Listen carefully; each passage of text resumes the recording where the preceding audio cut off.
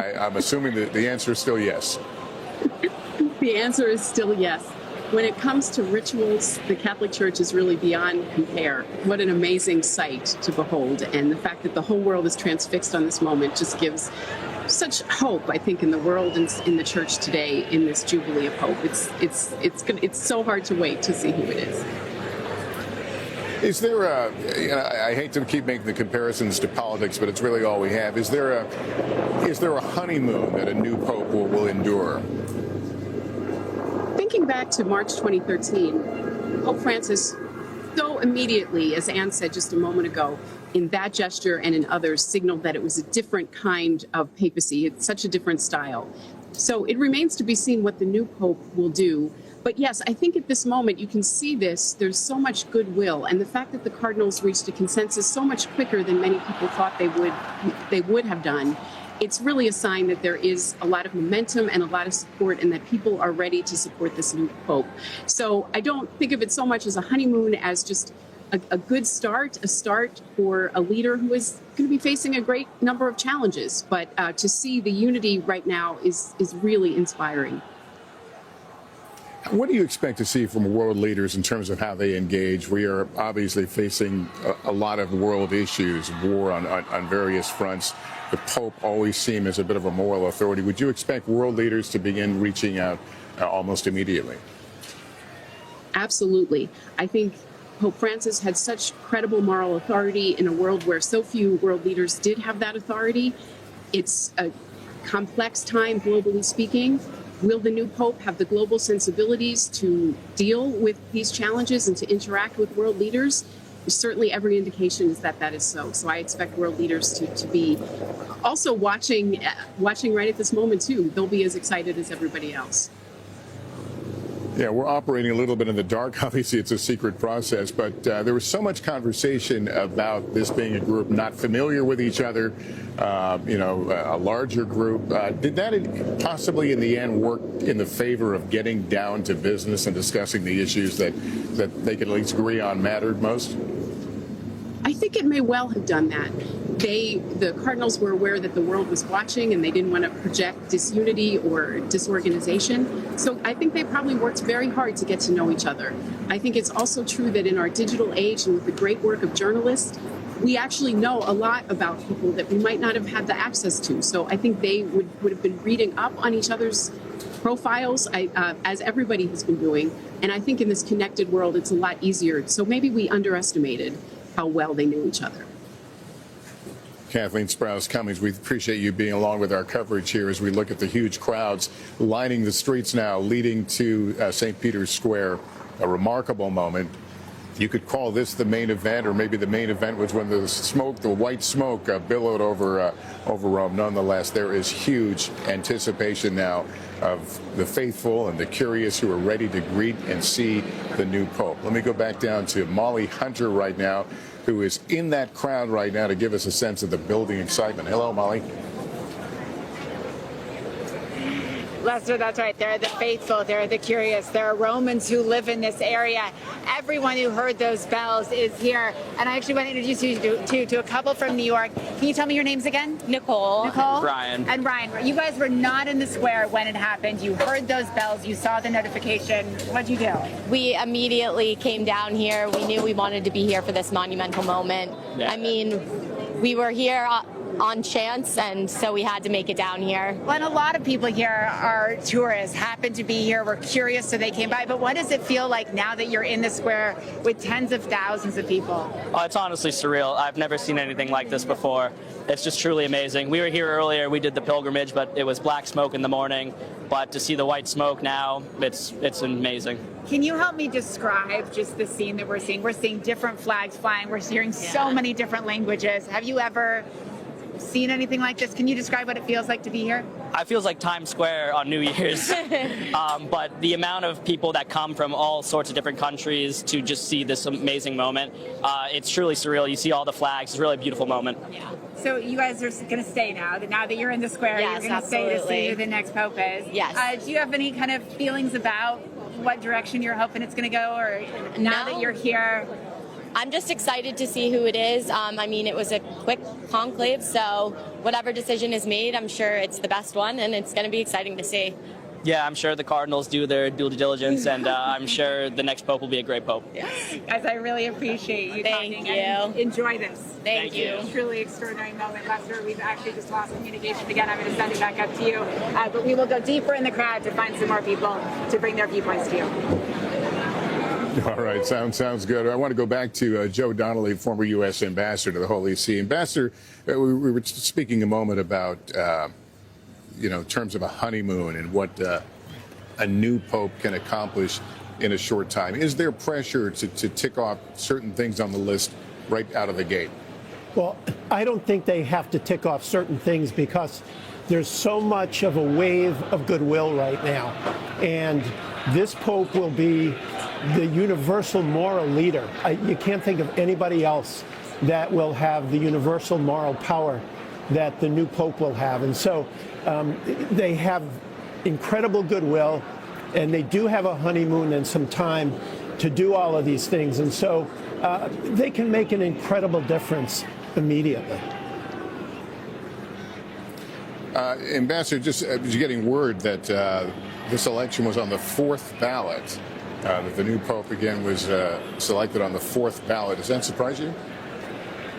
I thought it might be today, and I think that all the new members wanted to make sure that they fulfill their duty. They take it so seriously, and they felt confident in this person. It was a confidence earned very quickly.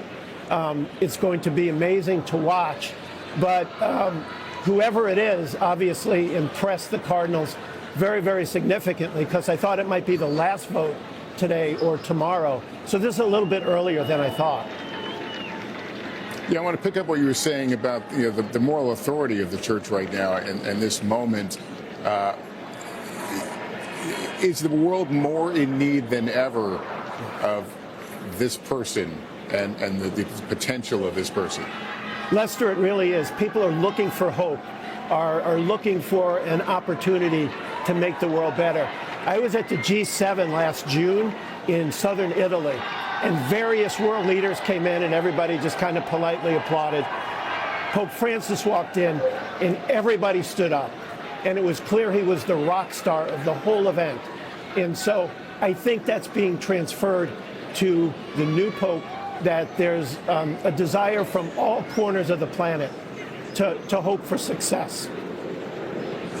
And I think you'll agree that we can't diminish some of the specific problems that the church itself is facing, the ongoing abuse crisis, a huge deficit, and other issues.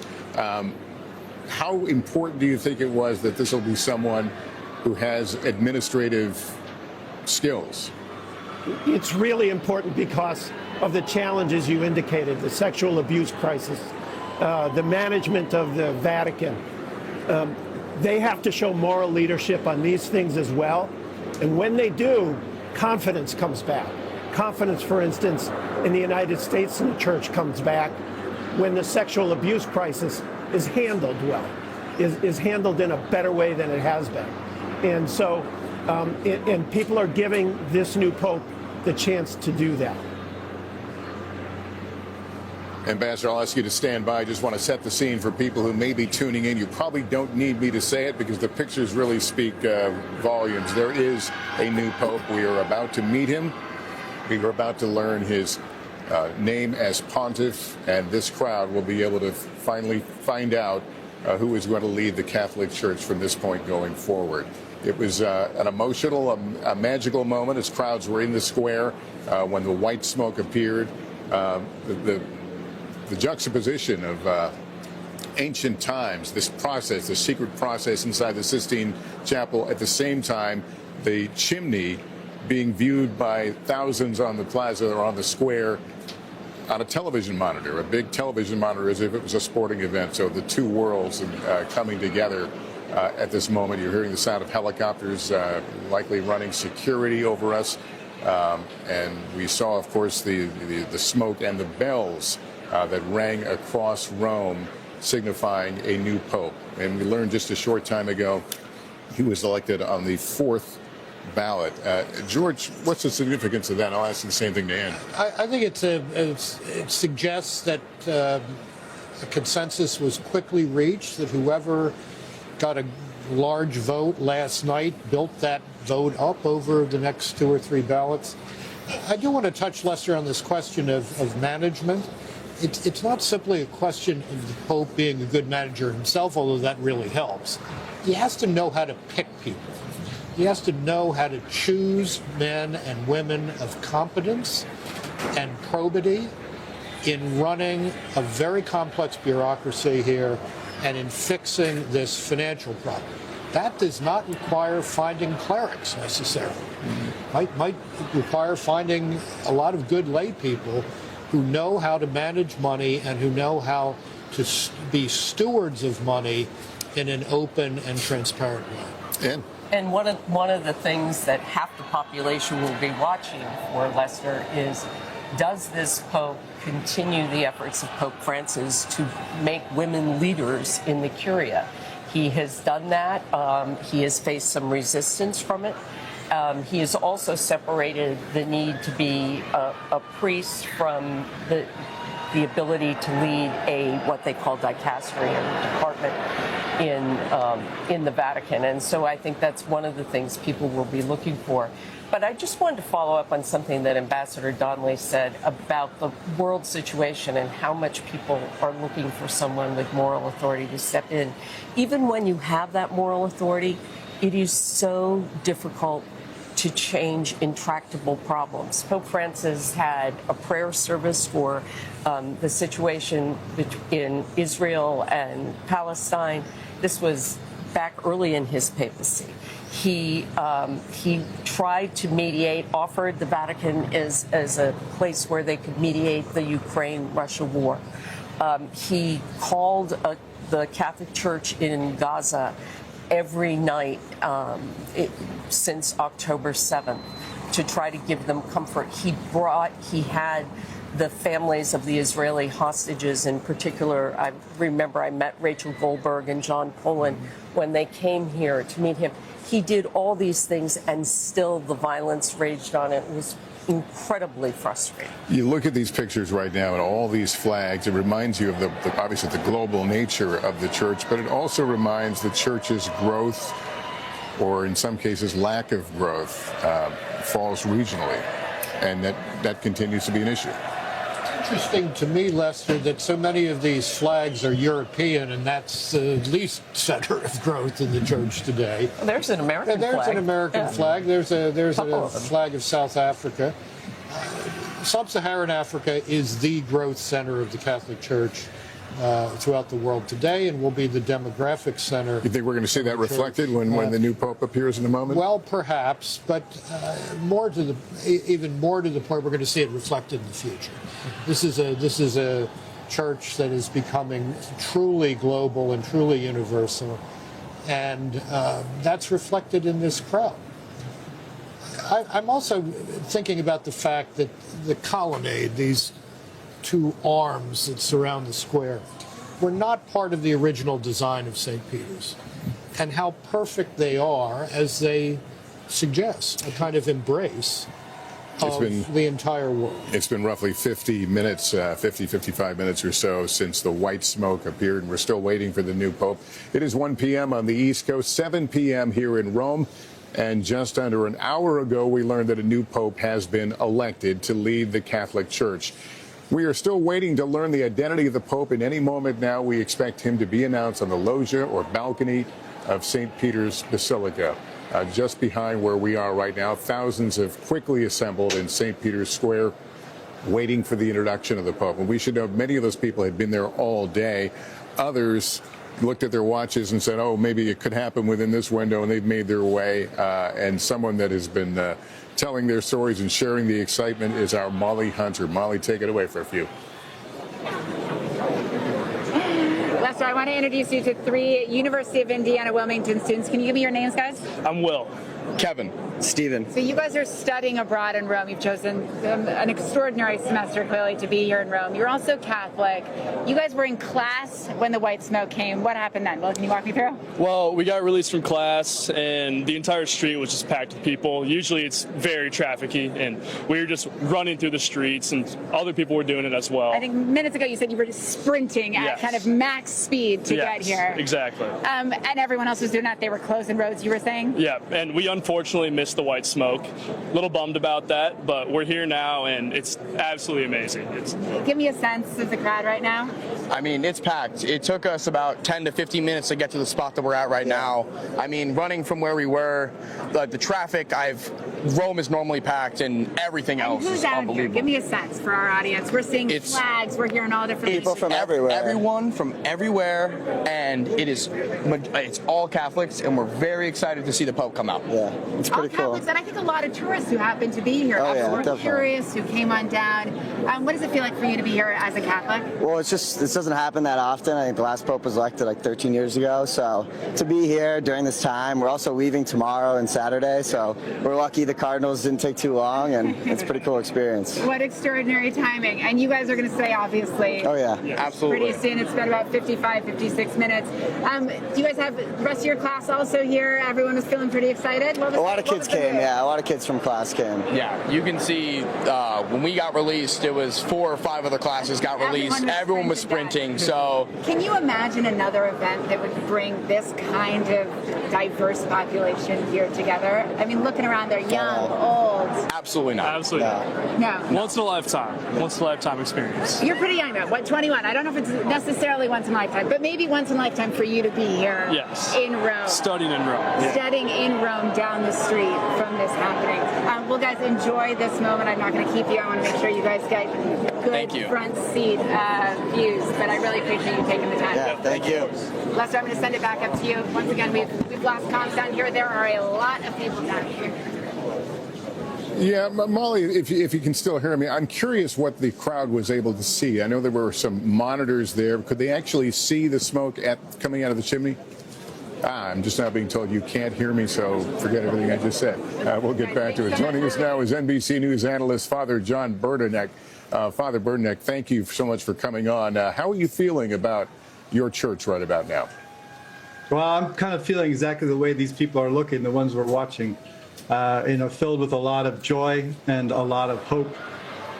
It never gets old. I was in Rome. I'm not in Rome right now, but I was in Rome for the last 2 elections of the Pope. And I remember doing that sprint through the streets to join the crowd, to be there. There's really a sense of, there's a sense of drama, but there's also a deep sense of hope and faith. And if you think about it, it's exciting to be there, and you can be there as a historic moment. But what's bringing all those people together? It's their faith and their hope. This happens to be a Jubilee year for the Catholic Church, and the theme of the year is hope.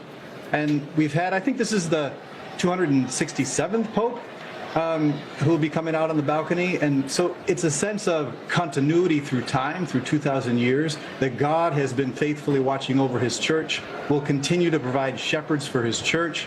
And that's part of the joy as well, that we're part of this story that reaches all the way back to the times of Christ. There we see, I think that's Cardinal O'Malley, right, the non-elector.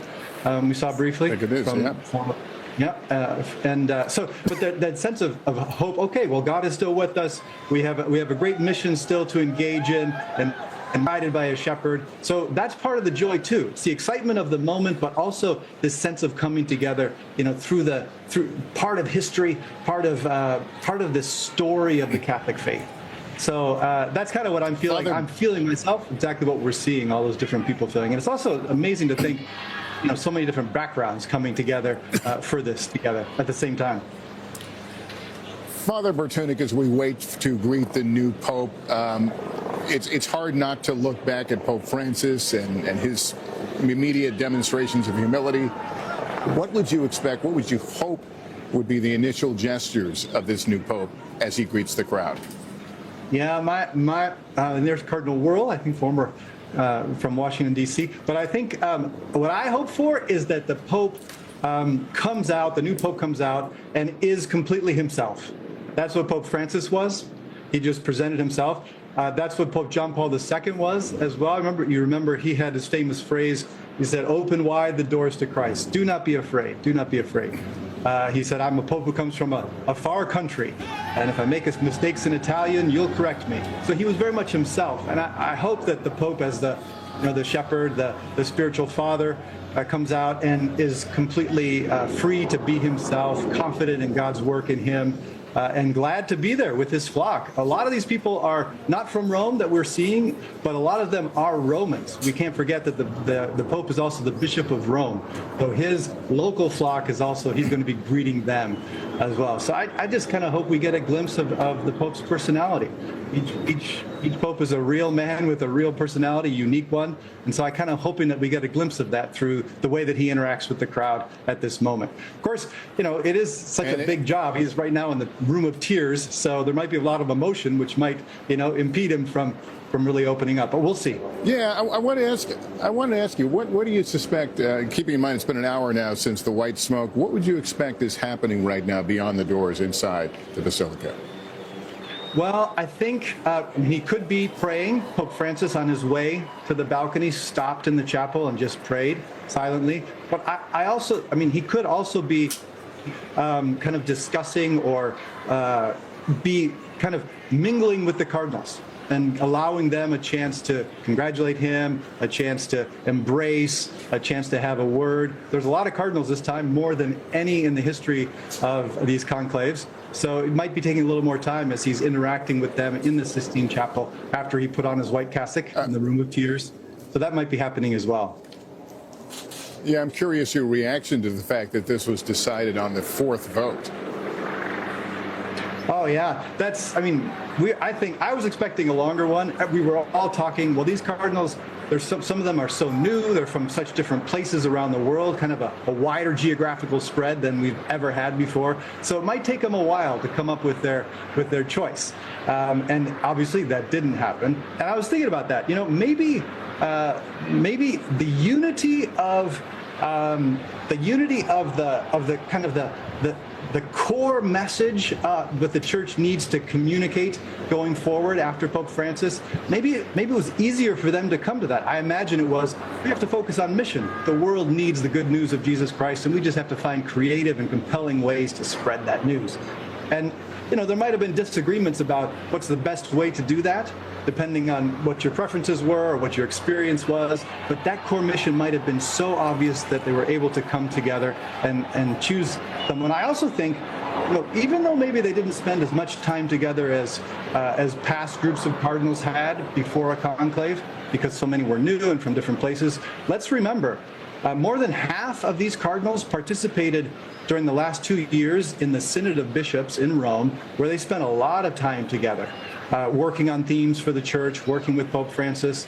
And then also, I think maybe a factor, today, in this world where we can follow things digitally so easily, where we have people like yourself are giving us the news so often and so frequently, I think these cardinals, wherever they were, from Mongolia to Madagascar, they were able to follow church affairs. They were able to follow the papacy of Pope Francis. So maybe they came a little more prepared than we all anticipated, and so they were able to come to an agreement or come to a consensus fairly quickly. Father Bartunek, really great to talk to you, and clearly your enthusiasm level matches what we're hearing from the crowds in the square. So thank you for your time and your insight. We appreciate it. We are here now beyond an hour now since the white smoke. The crowds have moved in closer to the Basilica. Everyone wanted to get a first look at the new Pope when he is introduced to the world. That could occur any time, and we're basing that any time looking at some of the past conclaves and how they ended and the time from white smoke until the first appearance. And it roughly runs average, I would say, an hour 15, hour 20. So we're certainly in the window here, and that we could see the new Pope shortly. You see the flags, and we've been talking about the global nature, obviously, of the Catholic Church. 1.4 billion people, and many, as we've said before, were in town or happened to be in town. Others made the trip. They wanted to be a part of this process. Imagine just landing here in Rome, and your first stop is St. Peter's Square, and oh, by the way, the white smoke appears over the Sistine Chapel. That's a trip to remember. But look at this picture. These are people who want to be together. They didn't want to sit in their hotel rooms and watch this. They wanted to come to the square. They wanted to be with people from all different nations and celebrate this historic moment in the history of the Catholic Church.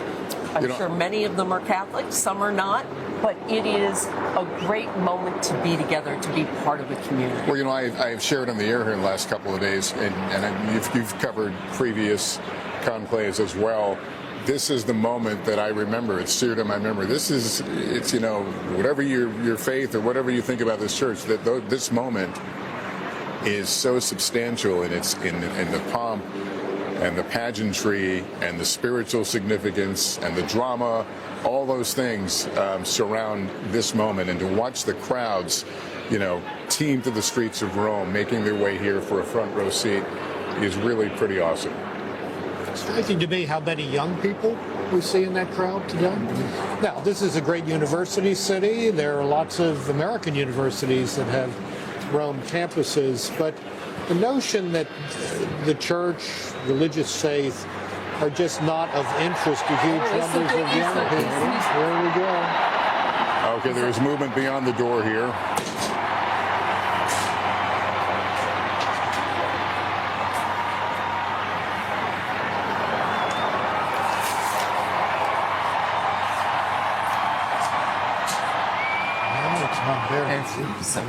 This is not the new Pope you're seeing here. And who are we looking at here? We're looking at the Cardinal Protodeacon Dominic Mamberti, and he will address the crowd in Latin.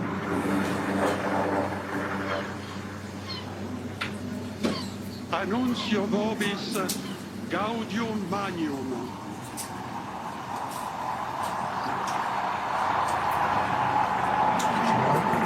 Habemus Papam.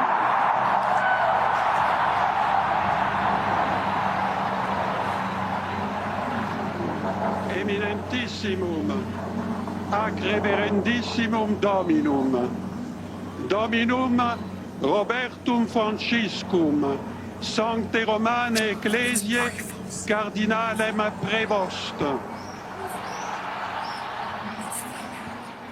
Qui sibi nomen imposuit Leonem XIV.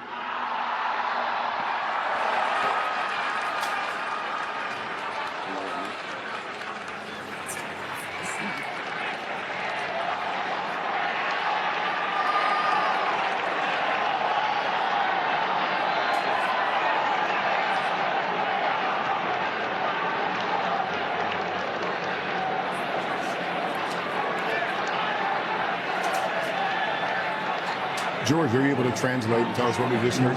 I think we have just heard that the first American has been elected Pope, Cardinal Robert Prevost of the Order of Augustinians.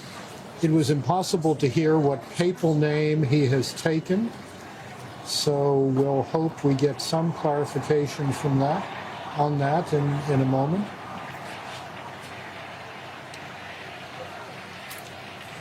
History playing out in ways that we didn't expect. Not at all. This is something that most Vatican watchers, if it does turn out to be Robert Prevost, said would never happen because he's an American.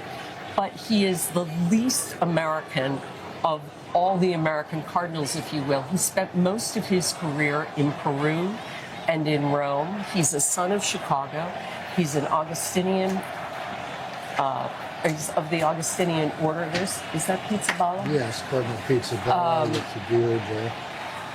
But he has been, he ran for Pope Francis the dicastery of bishops. So, all right, we can report that it is Prevost, Robert Francis Prevost, an American bishop. is the new pope. And that's a first. As we heard, he was born in Chicago, naturalized citizen of Peru after decades of working there. An American cardinal is a conversation we didn't have a lot in these days leading up to this moment. Cardinal Prevost was on, I think, a lot of people's lists as a possible compromise candidate, Lester, someone later in the process. It's very striking that he has been elected so quickly, and it sure would be nice to know what name he took. I don't know if it was said and we couldn't hear it. I think it was said and we couldn't hear it. All right, we'll get a clarification on that in a moment. But George, you had talked about there was some skepticism about him because he was an American, but you note that, as Ann said, he has spent a tremendous amount of time in Peru. He's got international experience here in Rome. He was the head of his order in the United States. And I think this is a quite striking election that it settled on him as quickly as this. What expectations, additional expectations could be placed on him as an American? I think this is one of these situations where a man was regarded, for example, by Latin Americans as virtually one of them. Cardinal Sean O'Malley, who was reported to be a candidate the last time, is another example of that. So this is not quite the same as other American cardinals. This is a man with a real international profile who was obviously well known among the electorate, or well known enough to achieve a very rapid victory and election as the 266th successor to St. Peter. And we are trying to learn the name and make sure we get it correct. The name being taken by Provost.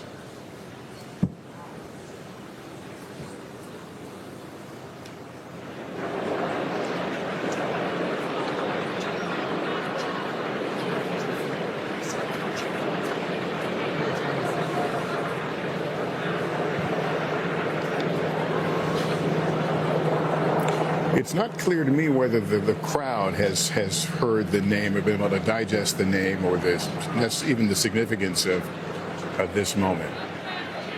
I think, George, what role in leading the dicastery of bishops do you think played in his selection? I think it made him well known, perhaps more well known than other candidates across the electorate. He was known to be a man very much favored by Pope Francis, a kind of favorite son, if you will. But this is a strikingly, surprisingly quick election of someone who, by reason of his place of birth, has just broken the mold again. And you can see the crowd now standing in place where they are, shooting what they can with their phones, looking for the information we certainly need to be able to report on his papal name. And hopefully we will hear him speak here momentarily to address the thousands who are gathered on St. Peter's Square and the millions who are no doubt watching around the world. And can you imagine in Chicago, one of their own is now the leader of the Catholic Church? He's a 69-year-old, so we've talked about age as a big part of the discussion during these votes. George, that would seem to, at that age, it would seem to split the difference. It's right in what we were calling the last couple of weeks, Lester, the age window. One of our colleagues here is telling us that he's taken the name of Leo the 14th. That would be a very interesting choice, in that Pope Leo the 13th was the first pope to address a particular set of letters to the Church in the United States. He was a great supporter of the Church in the United States. And there would be a certain symmetry to a Pope Leo the 14th coming from the United States. Let me bring in Kathleen Sprouse Cummings, who's joining us with some of our coverage here. Professor, thanks for being with us. What can you tell us about Prevost, the significance of his election here? Prevost is a wonderful choice. He is right in the mold of Pope Francis. He believes that bishops should be pastors rather than managers. I'm stunned. I said it was a possibility that there would be an American pope, but I still am having a bit of trouble believing it.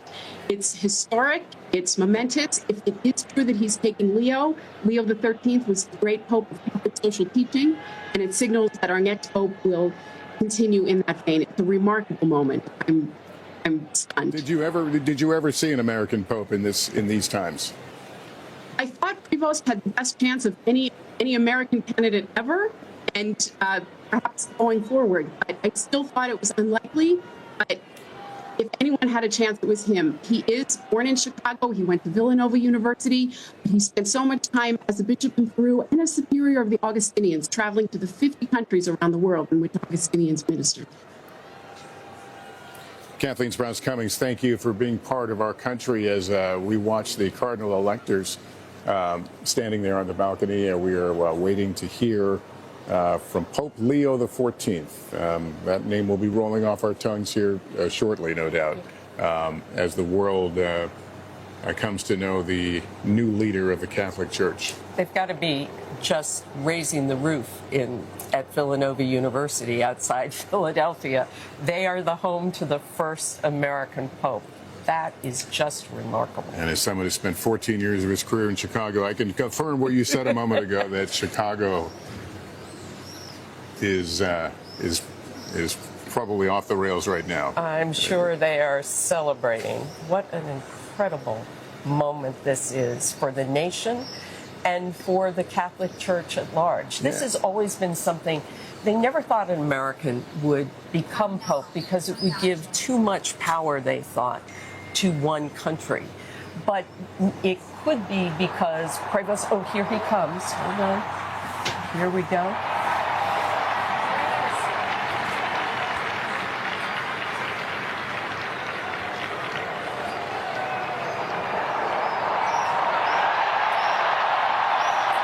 And there he is, Pope Leo, the new leader of the Catholic faith, greeting the assembled on St. Peter's Square. Officially Leo XIV, the name he has taken.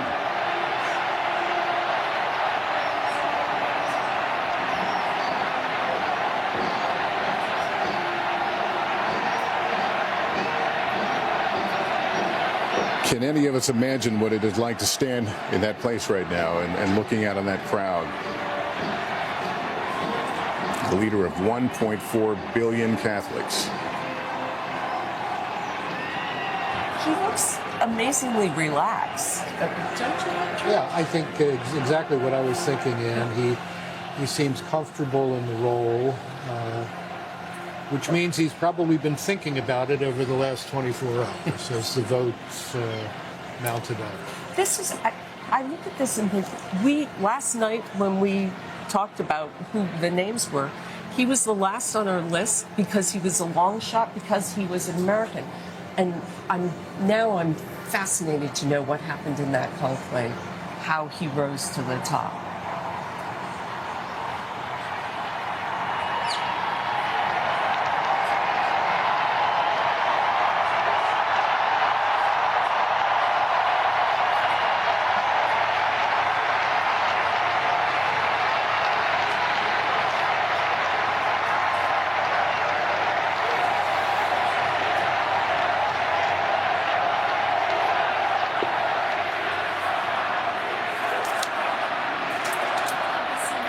Let me bring in Christopher White now, and NBC News Vatican analyst. Christopher, what can you tell us about Pope Leo XIV? Well, he's an American, and that in itself is something that is shocking many people who never thought this would, be possible. The general thinking has long been that America has too much power in the world and should never have the papacy. But I think someone like Prevost, who has spent a third of his life in Peru and a third in Italy, isn't typically thought of as an American by his brother cardinals. They think of him as someone who knows the Vatican, he knows the world. And I think that's probably what gave him a lot of support in this conclave, because he's spent so much time outside of the United States and around the world. He's someone I know personally. He's someone who's deeply thoughtful, asks intelligent questions, but I think very much, comfortable in who he is. And I think he's a real intellect, but he La pace sia con tutti voi. Peace to everyone. Fratelli, sorelle carissimi, questo è il primo saluto del Cristo risorto, il buon pastore che ha dato la vita per il gregge di Dio. Anch'io vorrei che questo saluto di pace entrasse nel vostro cuore, raggiungesse le vostre famiglie, a tutte le persone, ovunque siano, a tutti i popoli, a tutta la terra. La pace sia con voi.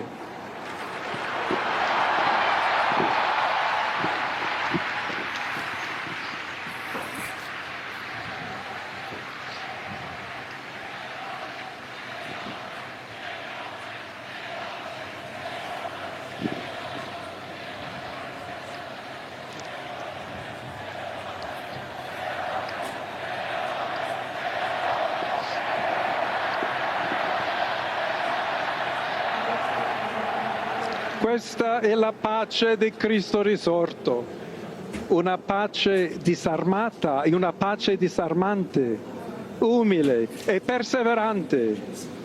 Proviene da Dio, Dio che ci ama a tutti incondizionalmente. Ancora conserviamo nei nostri orecchi quella voce debole ma sempre coraggiosa di Papa Francesco che benediva Roma.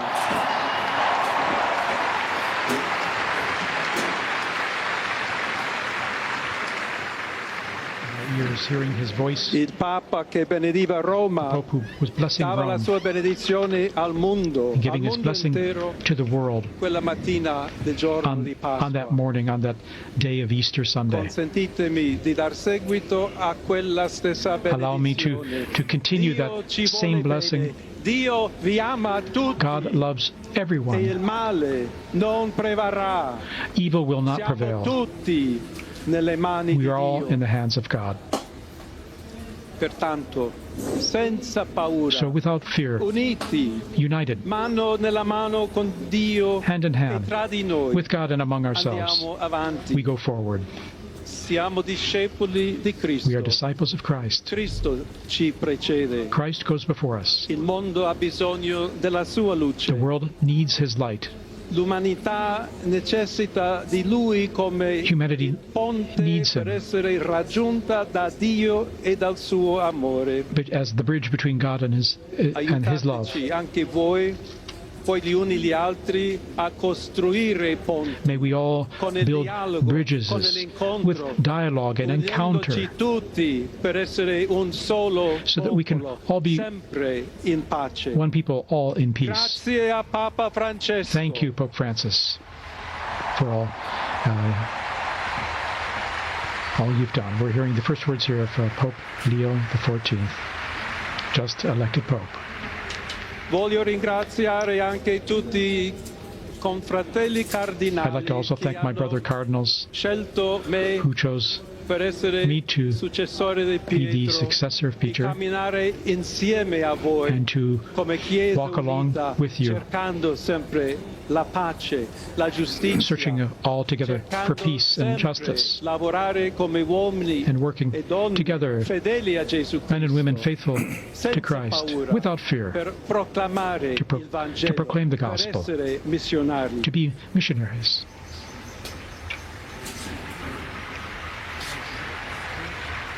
Leo, offering these initial words, which we're just translating on the fly here.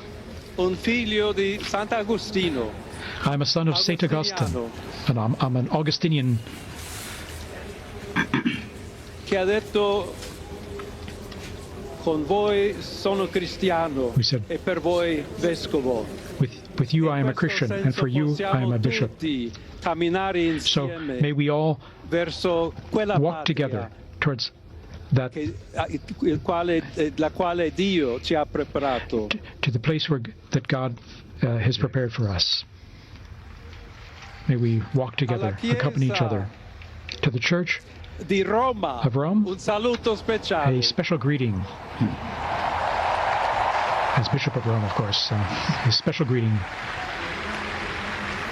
Dobbiamo cercare insieme come essere We've got una to chiesa missionaria. look at how we can together be a missionary church, Che costruisce I ponti, a church that builds bridges, sempre aperta a ricevere, that is always open to receive everyone, just like in this square, to receive everyone, to welcome everyone. Our charity, our dialogue and love. Se me permiten también una palabra, un saludo. And now, a greeting in Spanish. Please allow me here to A todos aquellos, en modo particular, a mi querida diócesis de Chiclayo en el Perú. To all of you, but especially to the people of my diocese of Chiclayo in Peru, donde un pueblo fiel ha acompañado a su obispo, ha compartido su fe y ha dado tanto para where we had such faithful people accompanying the bishop, and we had such faithful people helping the bishop. Di Roma, d'Italia, di tutto il mondo. All of you, the people of Rome and of Italy, una chiesa che cammina, una chiesa che we need to be a synodal church, a church that's a pilgrim, that shows charity always, and especially is charitable to those who are suffering. Oggi, today, il giorno della supplica alla Madonna di Pompei. Today is the day of praying to the Madonna of Pompeii. Vuole sempre camminare con noi, stare vicino. Our Blessed Mother Mary always wants to be close to us. Il suo amore. She always wants to intercede for us through her love. Preghiamo insieme. So per questa nuova missione, let us pray together for this new mission, for all of the church, for peace in the world, questa grazia speciale, that she will help us give us a special grace, our Mother. Ave Maria, piena di grazia. Hail Mary, full of grace, the Lord is with you. Tu sei benedetta fra le You are blessed among women, and blessed is the fruit of your womb, Jesus. Santa Maria, Holy Mary, Mother of God, prega per noi peccatori. Pray for us sinners, adesso e nell'ora now and at the hour of our death. Amen. Pope Leo XIV there. Pope Leo XIV, very interesting. A few themes coming out already there from his first piece, talking about peace. Indeed, saying a greeting of peace. May my greeting of peace enter into your hearts and reach your families. All people, wherever you are, all peoples of the entire planet.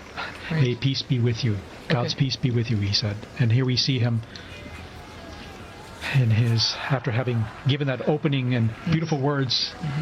Continuing also the message of Pope Francis, where he even said in Spanish and Italian, tutti, Il Santo Padre Leone, a tutti I fedeli presenti e a quelli che ricevono la sua benedizione in the square and all receiving or hearing this through new technology, online, everywhere, offers his the plenary indulgence. Preghiamo Dio Onnipotente perché conservi a lungo il Papa a guida della Chiesa e conceda pace e unità alla Chiesa in tutto il mondo.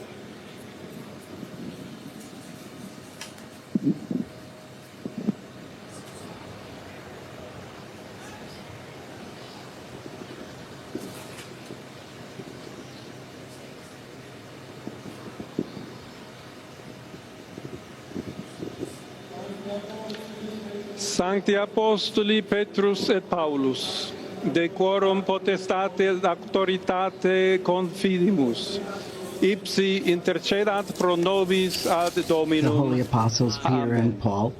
Precibus et meritis Beate Mariae Semper Virginis.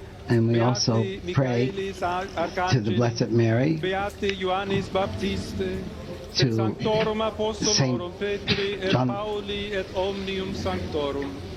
Misereatur vestri omnipotens Deus, et dimissis omnibus peccatis vestris, perducat vos Iesus Christus ad vitam aeternam.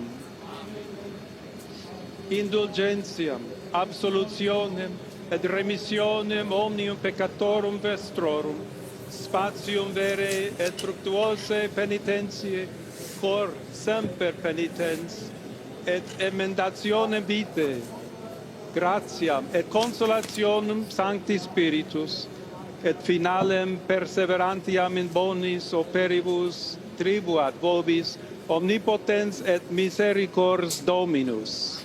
Amen. Et benedictio Dei omnipotentis, Patris et Filii et Spiritus Sancti descendat super vos et maniat semper.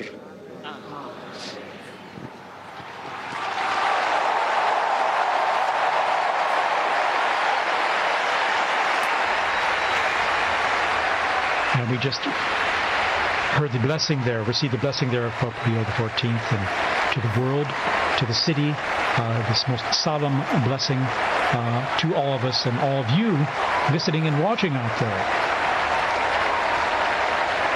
What is interesting, he is smiling, and I found very touching the fact that he made reference to his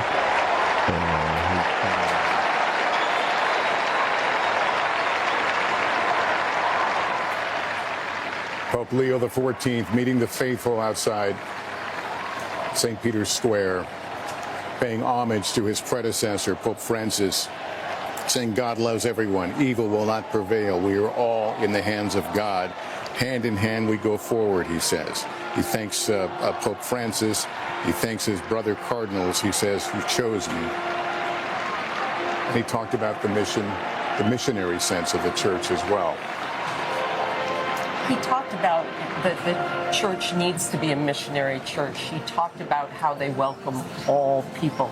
He also said that it needs to be a synodal church. That is, these synods that Pope Francis was a big advocate for. And it's hard, it's something that we don't necessarily understand. It's tough in America, but it means listening in its most basic sense, Lester, and he brought people from around the world to talk about the issues in the church, and it was controversial with some. And so just from his remarks, we can see when they talk about a pope of continuity, the missionary aspect, welcoming all, a synodal church. He seems to be hitting themes that Francis hit. George, do you agree? He's hitting themes that Francis hit, but let's remember that it was John Paul II who, in the early 1990s, announced that the grand strategy of the church in the 21st century was going to be what he called the new evangelization. Everyone a missionary, everywhere mission territory. I have to say, Lester and Ann, I was struck by how at home in this role Pope Leo XIV seems in the first hour of his papacy. It is almost as if he had been thinking about this for a while. He seems quite comfortable. He is an American, his roots in Peru, and his roots also in the city of Chicago. And, you know, that city is celebrating. The faithful in that city are celebrating tonight. Molly Hunter has been down in the crowd in the square today, measuring the reaction. And I think you've got a guest from Chicago, Molly.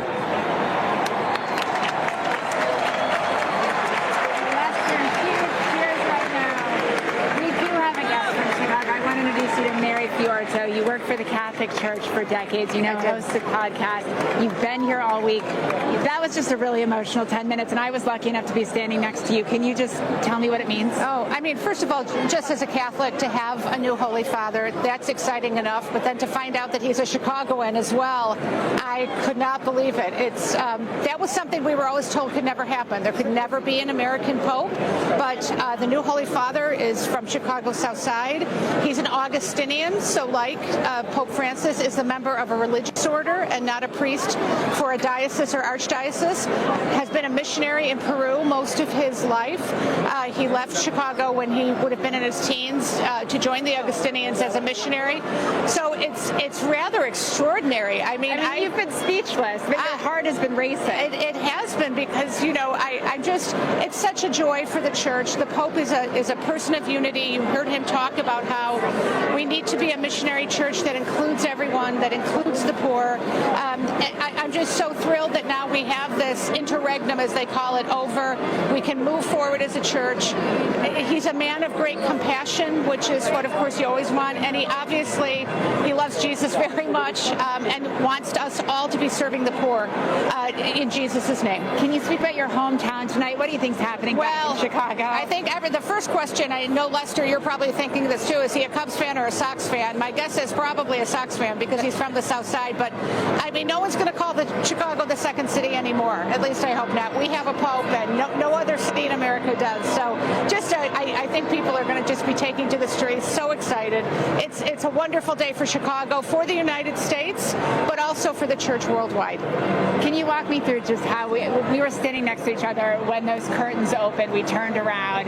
Can you just tell me what was going through your head at that moment? Well, of course, you're also, you know, you're wondering the who, you know, who will it be, but then also what name will he take? And he's taken Leo the 14th, which is, it's a very interesting choice. Again, not one that many people were thinking of, but Leo the 13th wrote the great encyclical Rerum Novarum, so obviously it signifies his love for the poor, and building up what people who work contribute to the world and to the church. The dignity of work, that's going to be something we're going to see him emphasize. Mary, I really appreciate it. Oh, my goodness. What a privilege for me to just be able to be sitting next to you for these last 15 minutes. Yes, how providential. Lester, I'll send it back up to you. All right, Molly, thanks very much. The bell's tolling once again here above the Vatican as the new Pope, Pope Leo the 14th, concludes his remarks and leaves the balcony. That's the shot moments ago as he greeted the faithful. Thousands gathered here, millions, no doubt, watching across the world. And that picture just capturing so much of the excitement tonight. We, as we've been speaking, we've received a posting, a truth post from Donald Trump, President Trump, saying congratulations to Cardinal Robert Francis Prevost, who was just named Pope. It is such an honor to realize that he is the first American Pope. What excitement and what a great honor for our country. I look forward to meeting Pope Leo the 14th. It will be a very meaningful moment. Again, that posted on the President's account at Truth Social.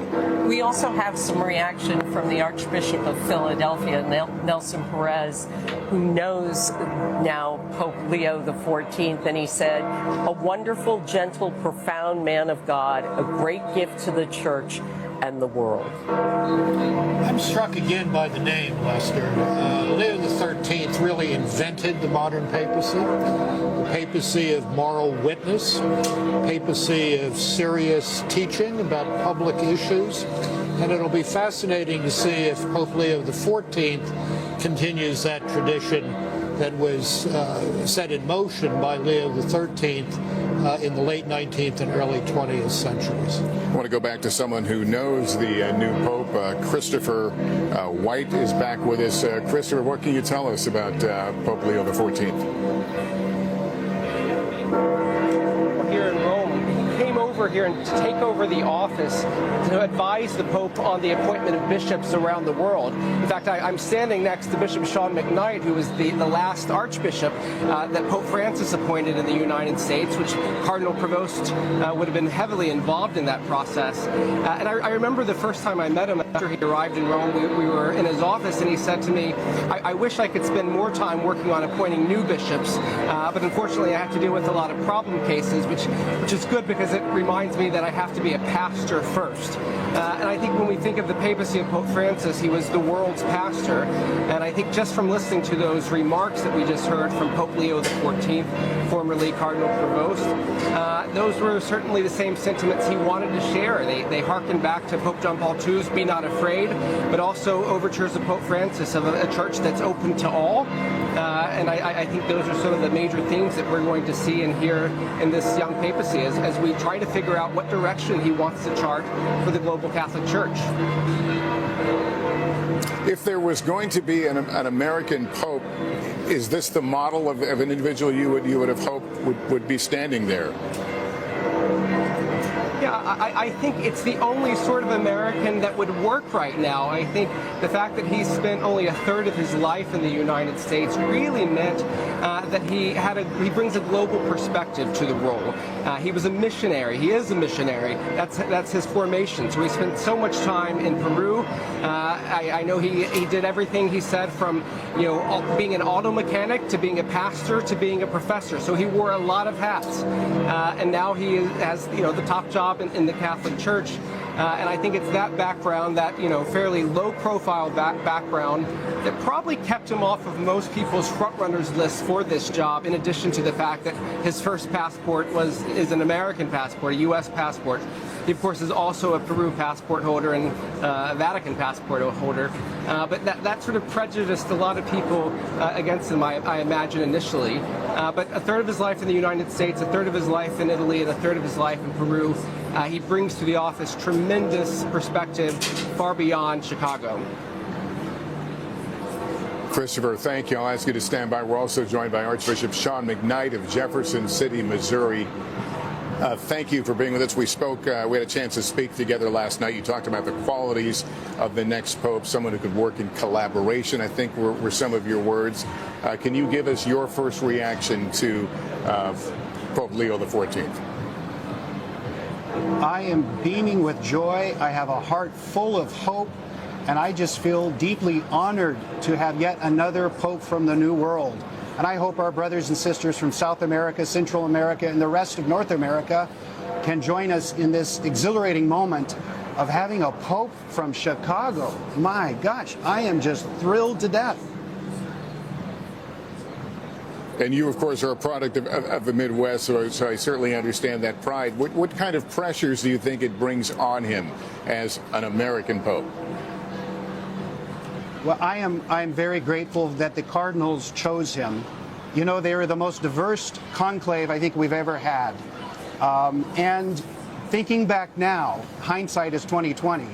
He's probably the one cardinal many of those new cardinals from the peripheries had some sort of personal relationship with. So thinking about it now, it's not such a big surprise.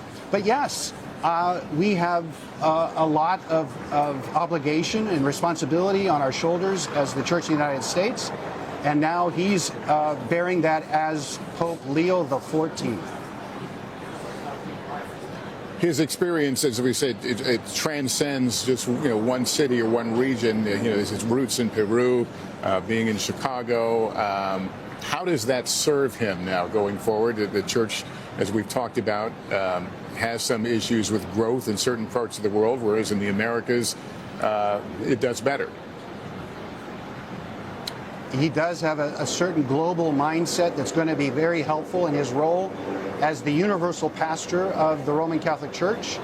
I think he is well positioned, well prepared, and as some other commentators have said, he looks already in some ways so comfortable. It's a position and a role that he is familiar with, having worked closely with Pope Francis, and he has got my love and my loyalty and my support. All right, let me bring back Ambassador Joe Donnelly. We appreciate you standing by. Give us your first reaction to Pope Leo XIV. What a moment in American. There's such pride. But the other thing that struck me is you said if he wasn't an American, he would have been at the top of the lists of almost everybody because of all of the qualities he has, working in the Curia, being so solid doctrinally. And the world sees him as theirs as well. And the fact that he was the least American of Americans really helped. I can't help thinking, I don't live too far from Chicago, the incredible pride there.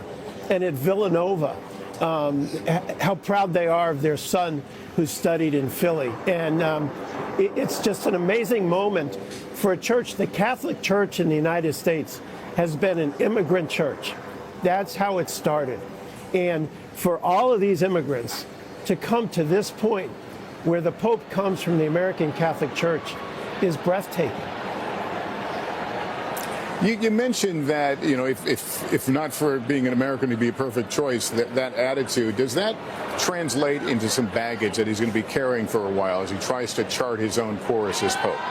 I don't think so. I think people love him for who he is. And wherever he goes in the world, he'll have the full weight of the people of the world behind him. Obviously, in America, there's just an extraordinary burst of pride. But look at Peru, look at South America, the bishops all over the world who worked with him. And so I think wherever he goes, he brings the goodwill of the people of the world with him. Could he be a game changer, and does the church need a game changer? Oh, I think he'll be fabulous because he is so smart and so talented, and you can see he has a spine of steel and is willing to speak truth to power. And that's a really critical element. You know, I was thinking, you know, you were suddenly thrust into the world stage as Pope, and you're thinking about what you're going to say when you step out into that balcony. Obviously, his words well chosen. How did you think he did in that moment, that first face-to-face meeting with the faithful? I thought it was amazing, and the people were so welcoming. But he clearly said, look, evil is not going to win. We stand with the poor. We stand for every person who struggles around the world. He's following Francis in those traditions, but I think the choice of Leo XIV, one of the other things it signifies is he's going to be his own man, that, you know, he's making his own mold, and we just couldn't be more proud in the United States to have this happen. Will he be able to bring together a coalition of folks that will understand some of the issues the church is facing? For example, it's a massive debt. We talked here among us that, you know, it would take more than just a person who has experience, but also a person who could enlist the right people to help. Does he have that kind of connection? Well, I think everybody will be lining up to help him. And he also knows, having worked in the Vatican, where the problems are, and he also knows how to fix them as well. And so he has a head start in that way. And then traveling around the world, I think he has the goodwill of everybody. So he has an opportunity here to stand up and have a clarion voice. As we near the top of the hour, and some thoughts about what we have just witnessed and where this all leads. We have seen the first American Pope, but he did not address the crowd in English. He spoke in Italian and Spanish, and he referred to his diocese in northern Peru, and I understand their website has crashed since he became Pope. But I think that shows the global, international nature of this man, and it's also reflective of the global nature of this church, and it's the second semi-Latin American Pope in a row. And he will have a lot of work to do, Lester, in Latin America. The church in Latin America has not really responded, as I think Pope Francis hoped it would, to that call to a new evangelization.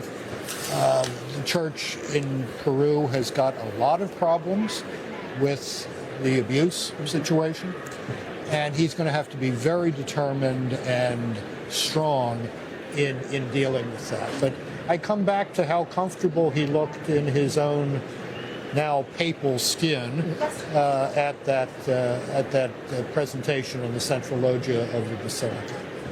It's also a great name. I love the name Leo XIV. It's a great run of popes going back to Pope Leo the Great, Leo I, and the continuity with Leo XIII, with his particular care for the church in the United States, is very much on my mind this evening. What is his reputation in the Curia in Rome? George, does he have a reputation as someone who can run an organization? Yeah, he hasn't been here that long, and I think that's the first thing to be said, but he was a leader in his own religious community. Pope Francis obviously had a lot of respect for him. Running the dicastery for bishops is a very, very challenging job. Yes. You're trying to find men capable of leading the church. Really, in the developed world, the bishops in what we sometimes call the third world, they're chosen by the dicastery for the propagation of the faith.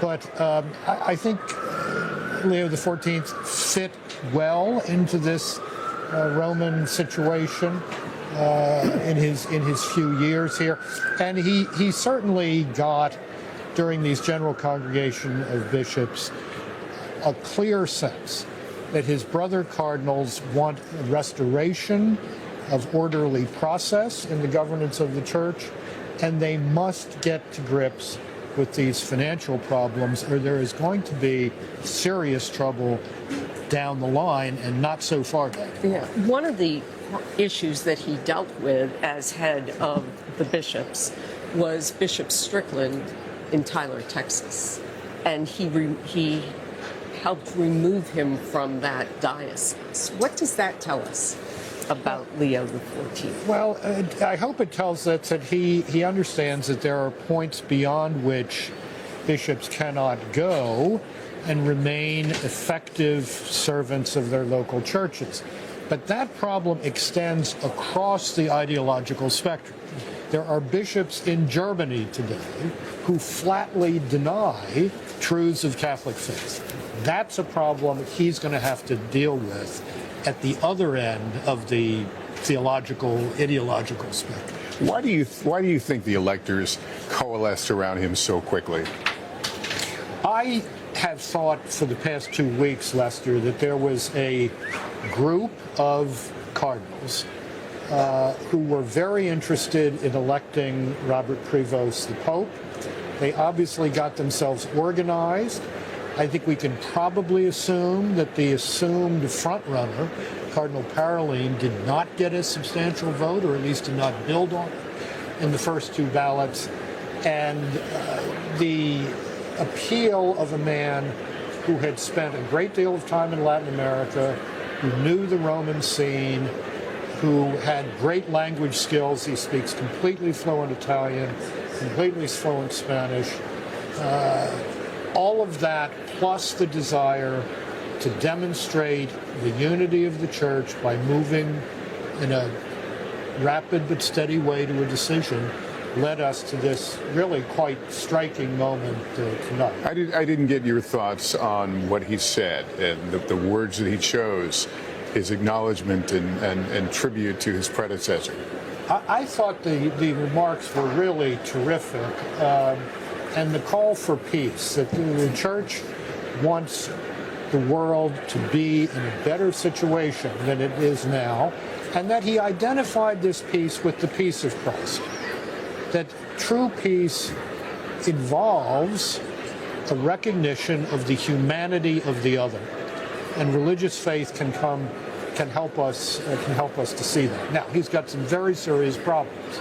He's got a persecuted church in Ukraine. He's got a persecuted church in Venezuela, Nicaragua, and Cuba. He's going to have to look at the relationship of the church to China, which I think is a very controversial matter right now. So there's a lot on his plate internationally. I want to bring in Marianne Ahern from our NBC station in Chicago, who has previously interviewed Pope Leo XIV during the last conclave in 2013. Marianne, it's great to have you on. You're a dear colleague and a friend. And before I ask you about your meeting, your interview with him prior, what's the word from Chicago tonight? What are you hearing? We are hearing that everyone is just beyond excited. They can't believe it. Neither could we. My photographer and I had run to the square to hear the news. When I heard Robert Francis, I said, oh my goodness, it must be him. It is the newsroom we hear has erupted. We really don't know him well, other than we know he's Chicago roots, and we're claiming him. I did meet him 12 years ago after the conclave, just briefly, right outside here of the Augustinian house, and spoke to him for a few moments. He spoke very highly of Pope Francis. I know that he was once the Midwest head of the Augustinians and lived in the Beverly neighborhood on the south side there. And so I tried to reach out to the current head of the Midwest region just last week, and they were a tad nervous to speak ahead of time and said they would wait and see what happened. But they did give me this. I wrote it down. He is respected for his intelligence, good humor, and approachable. His stamina and his courage. He was a good friend of Francis. This was from Father Tony, who went to Villanova University with the now new Pope. It is just amazing, Lester. Yeah, Marianne, and we were talking earlier about how many Chicagoans we both run into who were here on vacation, or a few that had made the trip. So that excitement certainly extending around the world. Thank you so much for being with us, giving us a sense. And I'm sure we'll be seeing more from Chicago in our coverage as we continue here. But the sun is setting now over Rome on what has been a rather dramatic day. We started off with that first, well, yesterday. The days are lost now with the jet lag, but of course yesterday the black smoke, today the black smoke, and now the white smoke. It's a historic day for the country, a historic day for the Catholic Church, and I never thought I'd live to see an American Pope. I'm kind of in shock. Are you, George? A bit, and I'm also impressed by this tremendous outpouring of faith we've seen here since the death of Pope Francis, his funeral. These crowds here today, Catholic faith is alive and well in the world, and let us hope and pray. I say as a Catholic that Pope Leo XIV builds on that and achieves that idea, that vision of a church of missionary disciples healing a world that really badly needs healing right now. Yeah. Let me bring back NBC News contributor Kathleen Sprose Cummings, who is a professor of American Studies and History at Notre Dame. Professor, we appreciate you staying with us throughout this coverage. Would you call this a shock? I was surprised. I knew it was possible, but still hard to believe, Lester. It's really a historic moment. And I was so moved by Pope Leo XIV's words. God loves everyone is one of the first things that he said. It's remarkable. And with all due respect to Chicago, he went to Villanova from Delaware County, Pennsylvania, where I'm from. So we're claiming him too. Okay, it's going to be like that. Yes. Can you talk a little bit about what could have happened behind those closed doors that elevated him so quickly in what, again, was a rather short conclave? I think we may have lost her. Kathleen, are you able to hear us? Oh, yes. Yes. I'm sorry. What does it mean? Could you Yeah. Can we talk about the meaning of this to the church, not only in the United States, but globally?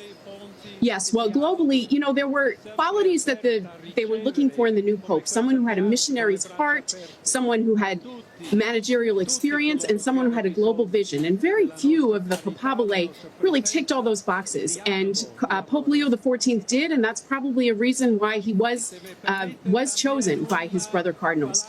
It means that the church, he unites. He's a bridge builder among continents.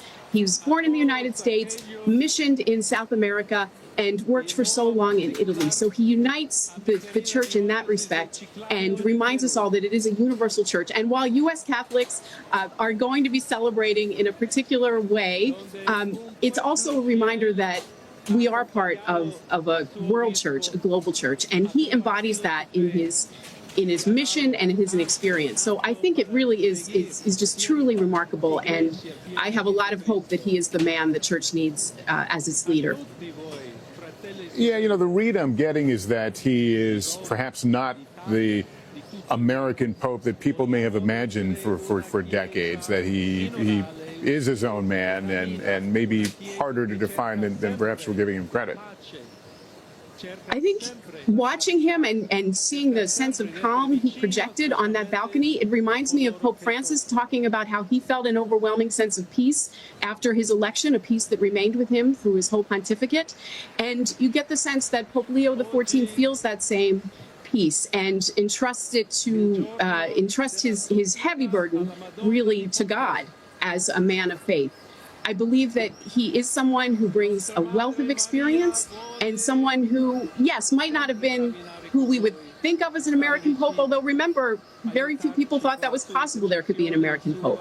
But he is a son of Chicago, a son of the United States, but has that world vision, that global vision that is so important. I also I note in his talk that he addressed all peoples everywhere. He's not just a leader of the world's 1.4 billion Catholics, but as he said, of people all over the planet. And that's a reminder that this is a moment of importance, not just for the Catholic Church, but for the world. Kathleen, we thank for you and others who are helping us kind of fill in and offer the full portrait of the man. I want to bring in Father Joseph Farrell, Vicar General of the Order of St. Augustine, who is from Philadelphia. We thank you for joining us. I understand you spent some time with the new Pope recently. That's right. That's right. He served as our prior general for 12 years. And during his time here in Rome now as cardinal, he comes over to our house every morning for morning prayer and to celebrate Mass together. And then would come back after work and have pranzo, have lunch with us. So we just had pranzo with him on Tuesday. And our prior general, Alejandro Moral Anton, offered a special blessing for him, invoking the Holy Spirit to be with him as he entered into the conclave. Well, let me ask you, I mean, what did he talk about the conclave and about, at least on the peripheral of the process? Yeah, he talked very little about the process of the conclave because it was still under the secret of the Congregation of Cardinals. But he did express this enthusiasm of being part of something that's historic in the Church and was very aware of the seriousness of the job that the Cardinals had together as a college, working together to select the next Bishop of Rome, the next Holy Father. Does he have the power or the opportunity to be influential in specifically the American Catholic Church? I believe he does. Yes, I believe he does. One of his great gifts is the gift to listen. And he's very willing to listen, and I think he models that for others. And I think we, as not just even the American Church, but the Universal Church, if we can develop this sense of listening to each other, recognizing, respecting each other, even when we have differences of opinions, I think he'll model that for us as the Pope. And what is he like as a person? And I ask that through the lens of the man we've seen in a few minutes ago speaking. To watch him, is that the same person who will be Pope in terms of how he will handle the Church? I'm sure it is. I'm sure it is. My opinion of him is very high. I respect him fully. And he's a man who's very humble. Never expected this to happen. Was expecting to go back to life as normal after the conclave. And yet sees every role that he has taken. He's taken on as a role of service. And I think he'll continue to do that, recognize that he's been elected to serve. One of the things he said during the talk he gave. And one of the things that we were talking about was the pressure on him as an American. Will he be able to use it to his advantage even outside the Church as we think about his role as a moral authority in a world that's been rocked by multiple wars and other forms of strife? That's right. He will. He'll be a voice to help. Also, we use that phrase, a compass, to help point us into a direction of recognizing the choices we make as humans affect others. They're not always just a personal choice. They affect other people. And I think he'll teach us how to do that by leading us as one of us. He mentioned in his opening talk that he quoted St. Augustine by saying, Augustine says, "For you, I'm your bishop, and with you, I'm a Christian. I'm going to walk with you along that path." And I'm sure that Cardinal Prevost and now Pope Leo XIV will continue to do that, recognizing his role as one who walks with us together. He mentioned also synodality, that sense of listening, of working with each other and walking with each other. Do you think that we will see him in the United States in the near future? Is that something that he would want to do or that we should expect him to do? Yeah, I have no idea. I'm sorry. I know he's scheduled to be on the East Coast of the United States in August, the end of August. He was expected to be at a function with the Augustinians in Philadelphia, in the province of St. Thomas of Villanova. He comes from a province in Chicago. I don't know if he had any plans on going there or not, but I'm sure life has changed drastically and he has to relook at his calendar. I think that's an understatement. We thank you for being with us as we look at some of the pictures from earlier, people catching themselves in the jumbotron, as it were, or just caught up in the words. Meeting, most of them for the first time, the new Pope, Pope Leo XIV, the first American Pope. George? I've been watching some of these shots from the presentation of the new Pope on the central loggia of the Basilica, and beside him was Cardinal Parolin, who was reputed to be the front runner going into this. He looked relieved, it seems to me. He looked like a man who was glad that this had worked out in a different way. Now, this raises a very interesting set of questions for Pope Leo XIV. Does he keep the same team that was in place with Pope Francis? Does he renovate the team at the top level? This is going to be some very interesting personnel decisions to be watched over the next few months. And some of the shots, I don't know if this is earlier or...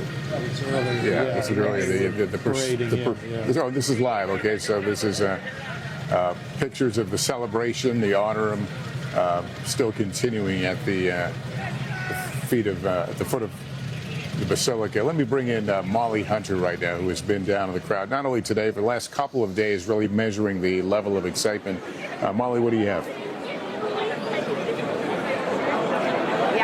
Level of excitement and volume level down here really high. We actually just learned from the Vatican that 150,000 people packed this square and the surroundings as soon as that white smoke appeared. But I want to actually bring back, Lester, you may remember John and Irene and Father Brian from this morning. We met them this morning after the black smoke. We just spotted them again in the crowd.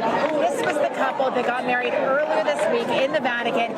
You have had an extraordinary week. Yeah. You'll never top this ever. Never. How did today feel, seeing that white smoke, being in the crowd? Overjoyed. Just wonderful. Just totally overjoyed. And an American Pope.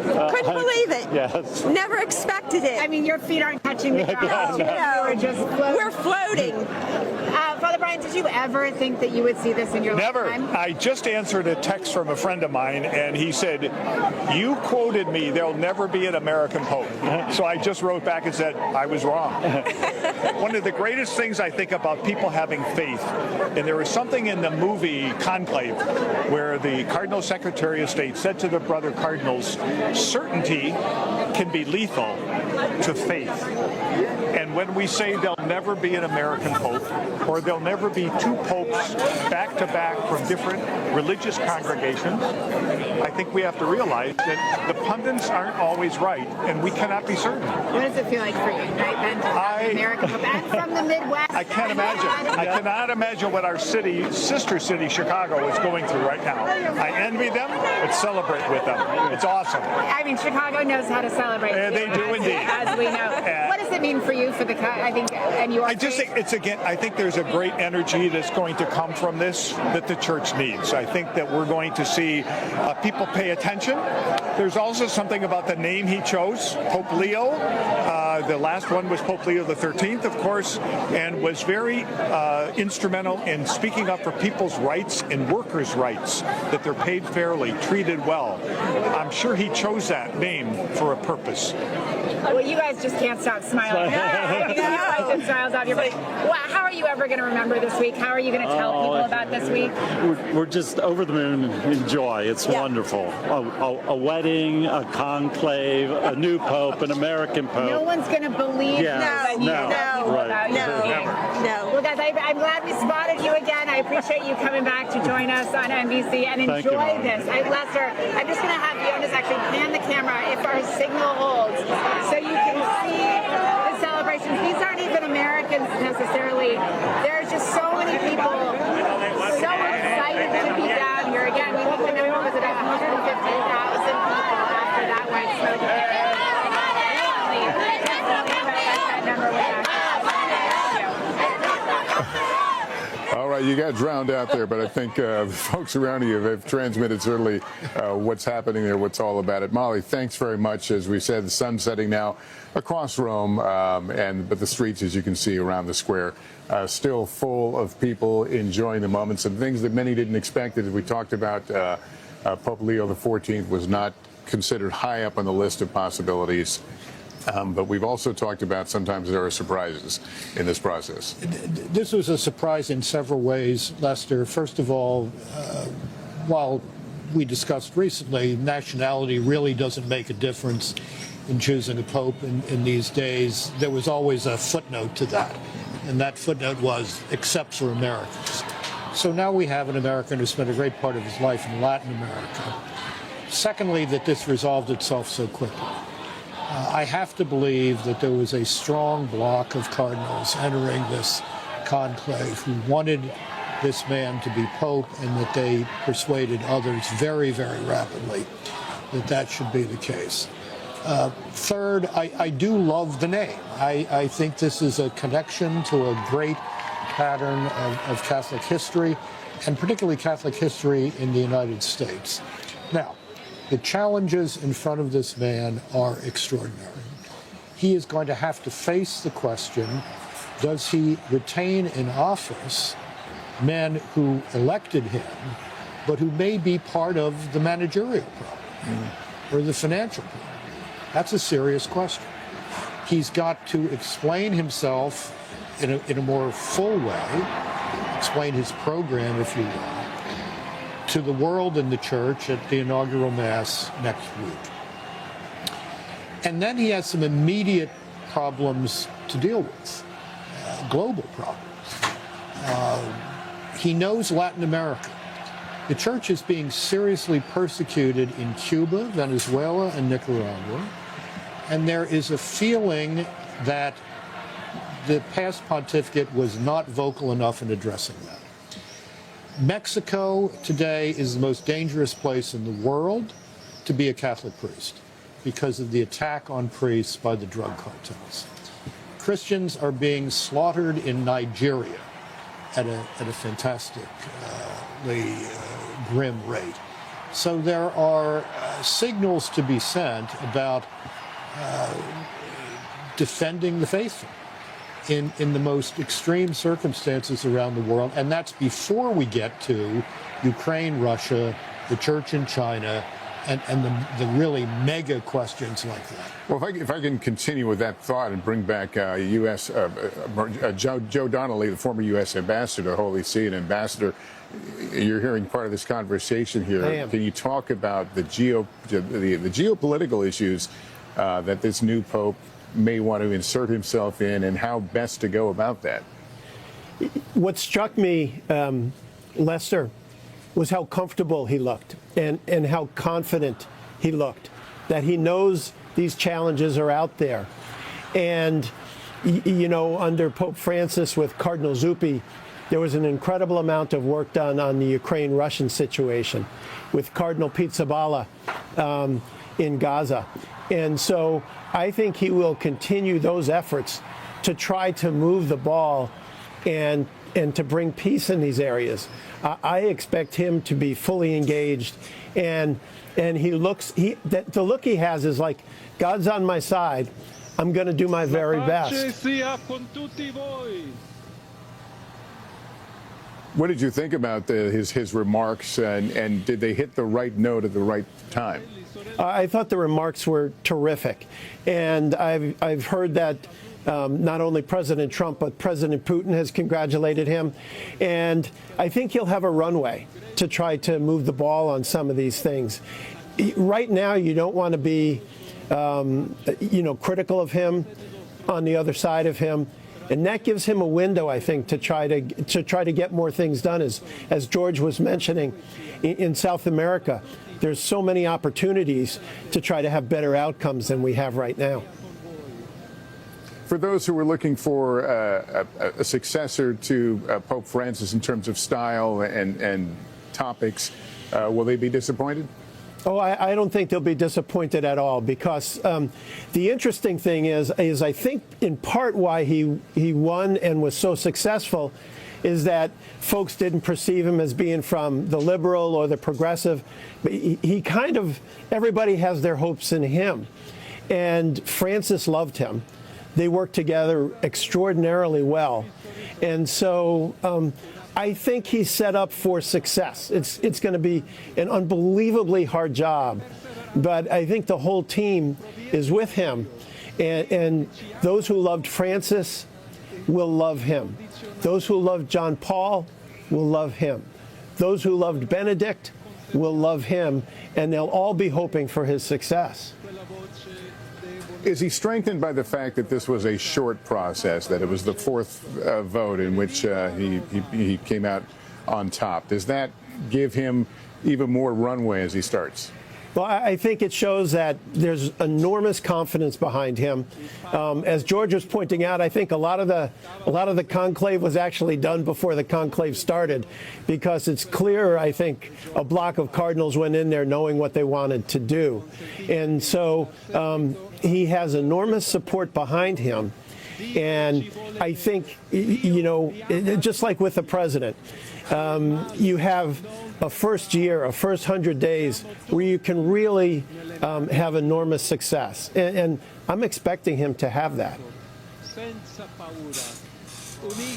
Well, the Catholic faith and the world getting used to now Pope Leo XIV as the new Pope, addressing the faithful here who waited about an hour or so to meet him and to hear him and to see him. And now still celebrations on St. Peter's Square after the election of the first American Pope. And that by itself shocking some or surprising some. A man with deep roots, however, in South America and also Chicago, the many places that he has touched in his long career path. 69 years old. And this has been, we're hearing more and more about the things that he's going to have to tackle, including these geopolitical issues. Is that something, and George, feel free to weigh in here, is that something that Pope Francis walked into gingerly, or how did he handle those things? I don't think so. I mean, I think he had mixed success on the world stage at trying to move the world to a more peaceful place. He and both Pope Benedict played a role in the détente period, or the détente, if you will, between Cuba and the U.S. And I went to Cuba with Pope Francis in 2015 before he came to the United States. And he was treated there, what struck me in Cuba, he was treated as a politician really more than a leader of the Catholic Church, because what they wanted was a better relationship with the United States. I think it's part of the job description that if you are Pope, you are going to be a world leader. You are the leader of Vatican City. You're going to be a world leader on that stage, and you can't go into it gingerly, I don't think. Yeah, the Pope has no material power, Lester. I mean, he's got the Swiss Guard, but that doesn't get you very far in the world of material power. He does have great moral power, and that moral power can have a real effect when it's stated clearly. And I think part of the criticism of, for example, the current Vatican-China policy, where the Holy See, led by Cardinal Parolin, has bent over backwards to be accommodating to the Chinese Communist Party, which has made it very clear that it intends to Chinify all religion, to the point where religious images in Catholic churches in China are now replaced by portraits of Xi Jinping. The question of whether the church's voice has been clear enough on that is a very real one and a serious one that Pope Leo XIV is going to have to take on. John Paul II was a pivotal figure in the collapse of European communism, not because he talked about politics or economics, but because he called people to live in the truth, to live according to their consciences. And if they did that, they would find tools of resistance that the bad guys who had all the material force just couldn't meet. That eventually led to the Solidarity movement, among other things, in Poland. So there's a model there, there's a modern model of the Pope igniting revolutions of conscience that I'm sure Pope Leo XIV is aware of and will, I hope, try to deploy. But the first task of the Pope is to be the chief shepherd of the church. And I think at his inaugural homily, I suspect, at his massive inaugurating his pontificate next week, he'll certainly talk about some of these issues, for sure. But he's going to lay out a vision of being a church of missionary disciples, a church in which everyone understands that he or she has a role in offering others friendship with Jesus Christ. That's what the church is for. That's why the church is. And I fully expect Pope Leo XIV to call us to that missionary vocation. Well, this is, there have been so many sights and sounds of this day, the bells, the smoke, but certainly also the smiles. And some of the pictures we've been sneaking up on the page here of just people just beaming from all parts of the world, just expressing themselves in the moment. Molly Hunter has been down there through it all. Molly, you've talked to folks. What has been your favorite moment down there? We're still talking to folks. The joy that you mentioned in those pictures, Lester, and I'm not sure exactly what pictures you're looking at, is so palpable down here, and it's been one of the most welcoming, one of the most exciting atmospheres. Favorite moment, I got to say, we brought you right after Pope Leo came out, standing next to Mary, that Chicagoan, watching him come out and watching her reaction and being with someone who is so familiar with his work, but also the church was really, really moving. And just, Lester, I'm not a Catholic. We had goosebumps, all of us, when that white smoke came out, and we were so, it's been a real privilege to be down here around everyone. I do want to introduce you to Christina Mori, who we met earlier today. Again, I've been down here a long time. We keep running into the same people, even in crowds of 150,000 people. And you were here on a mother-daughter trip. Your mother is still on her way. And we spoke this morning, and you were getting yourself all the way to the very front for this afternoon vote. What was it like way up there? Because we were all the way back here. It was absolutely surreal. I mean, just being, you think it's so far away when it's on TV and you're right up there and he's so close. And it was amazing to see just the reverence because everybody around us was like shushing everybody and it was silent. Like you could hear a pin drop as you were hearing who has been chosen and just the joy and excitement and hope for what this next chapter will bring. Who were you surrounded by? Who were you sitting with? Funny enough, as someone being from the Midwest, all the Midwesterners kind of found each other. So it was a couple people from like Nebraska and Minnesota, and there was a group of American seminarians that were with us. And they were all trying to say, like, we think it's going to be this guy. No one mentioned an American. No. One Italian in front of us turned around as a joke and said, "Oh, it's going to be Prevost," and all the seminarians around us were like, "No way!" And then when the name was called, like the just amount of like shock and joy because they had just served mass with him a couple months ago, so they all have pictures and they all know him on a somewhat personal level. Can you describe the joy personally, then, being up there surrounded by people sharing this moment? It's it's surreal. It was just a moment of like unity and love and hope in this next chapter, whatever it may bring, because we were surrounded by I counted at least 7 different countries touching shoulders, and we were all just excited for each other and hugging and knowing that we have a new pope, and we're so excited to see what That's the other thing that struck me. And we just saw a big group of Brazilians celebrating and Spaniards celebrating. And there's so much excitement that there is a new pope, even if it wasn't from their home country. Yeah. I'm looking for pockets of Americans out there, and I haven't found big pockets of Americans. Have you seen, you were sitting with a bunch of Midwesterners, but have you seen kind of a bunch of Americans out here anywhere celebrating? Yeah, there's been little pockets, and I've seen a few American flags. So that's a cool moment. But everyone's celebrating, not just the Americans, of course. Everyone is. It's such an exciting time. We don't know what this new chapter will bring, but there's so much hope and love and excitement and unity on such a unique night, and it's something I will never forget. What do you think was happening in Chicago right now? Of course, in the Midwest, in Chicago, there'll be a lot of pride tonight.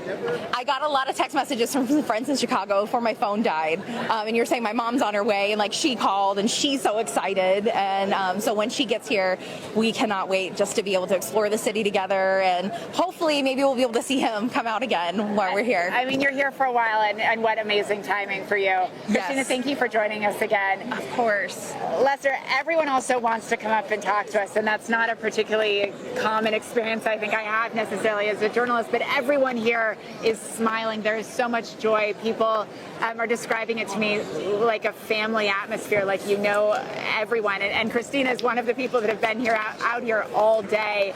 Most people have. It's been a sunny day. It's been hot out here, and there's been no complaining. There's been no pushing. There's been just a lot of community is how I would describe it. Lester? Yeah, it's some of the feelings you described. I've described witnessing this one and prior conclaves, that watching people in the streets, watching their moment, the timing that brought them there, the faith that brought them there. It is very special. Molly, you've done a great job of bringing their story, so we appreciate that. As we head into the early evening here in Rome, the sun has now set behind us. What a beautiful backdrop, and that emotion, of course, and punctuated by those bells ringing as the world learned that there is a new pope, and that's a gorgeous wide shot. Nobody does ceremony better than the Catholic Church. I mean, look at that setting. No, it's extraordinary. And the all of this has been, it's captivated the world, and it's captivated the internet, strangely enough. And it's not just because of the movie Conclave. I mean, people got really interested in the cardinals and in the whole pageantry of it. I'm just thinking about what they're going to be doing for the next couple of hours. And I mean, the past few conclaves like this, the new pope, has asked his brother cardinals to spend one more night together, so they can have a dinner together. I don't think I'd be scandalizing anybody if I say I think there'll be some corks popping in the course of that. And I would suspect that this man, who by all accounts is very approachable, very accessible, would want to do that. Who would want to be alone on your first night as pope? It certainly is something to celebrate, and I think we can firmly expect a celebration. It's just after 2:30 p.m. on the East Coast, right 8:30 p.m. here in Rome. We have a pope, and he is an American pope, Leo XIV from Chicago, a surprise for many Vatican watchers and an exciting announcement for the faithful gathered here in Rome and around the world. Moments ago, President Trump spoke to reporters about his reaction to the first American pope. Here's what he said. What greater honor could there be? That we were a little bit surprised, but very happy. It was just a great, absolutely great honor. Again, to have the Pope from the United States of America, that's a great honor. That's a great honor. Watching, and they said, he's from America. I said, that's great. President Trump reacting to Pope Leo XIV being an American. Let's bring in Father Robert Hagen, who knows the Pope well. Father Hagen, can tell me about the man that you know. I think the world was given a gift, Lester. He's a warm, intelligent, faith-filled, inclusive, wonderful priest and mentor, and really a servant leader. We're just overjoyed with what we know him to be and the gift that he is to the church and to the world at this time. Did you have high hopes that he would not only stand a chance, but ultimately become Pope? We did. I mean, I'm an Augustinian, as is he. We literally refer to each other as brothers. And so to see him emerge on that balcony, it was like seeing a family member pop out there.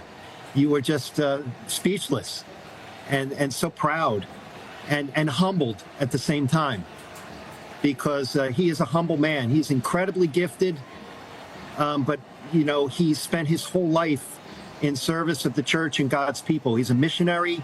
He spent a large part of his life in Peru, helping people who are poor, people on the margins. He's just, someone that has devoted his whole life to building bridges and bringing people together. And so I expect him to continue to do that as our Holy Father. It's been often talked about and continues to be an issue in the Catholic Church, the handling of the church sex abuse scandal. How do you think that he will work through that continuing problem? You know, this is not his. This is an incredible a mantle of leadership, but it's not his first position of leadership. He served as prior provincial, he served as bishop, and he served as cardinal, and so those issues have been on the table for a period of time, and quite frankly, there's no tolerance for that.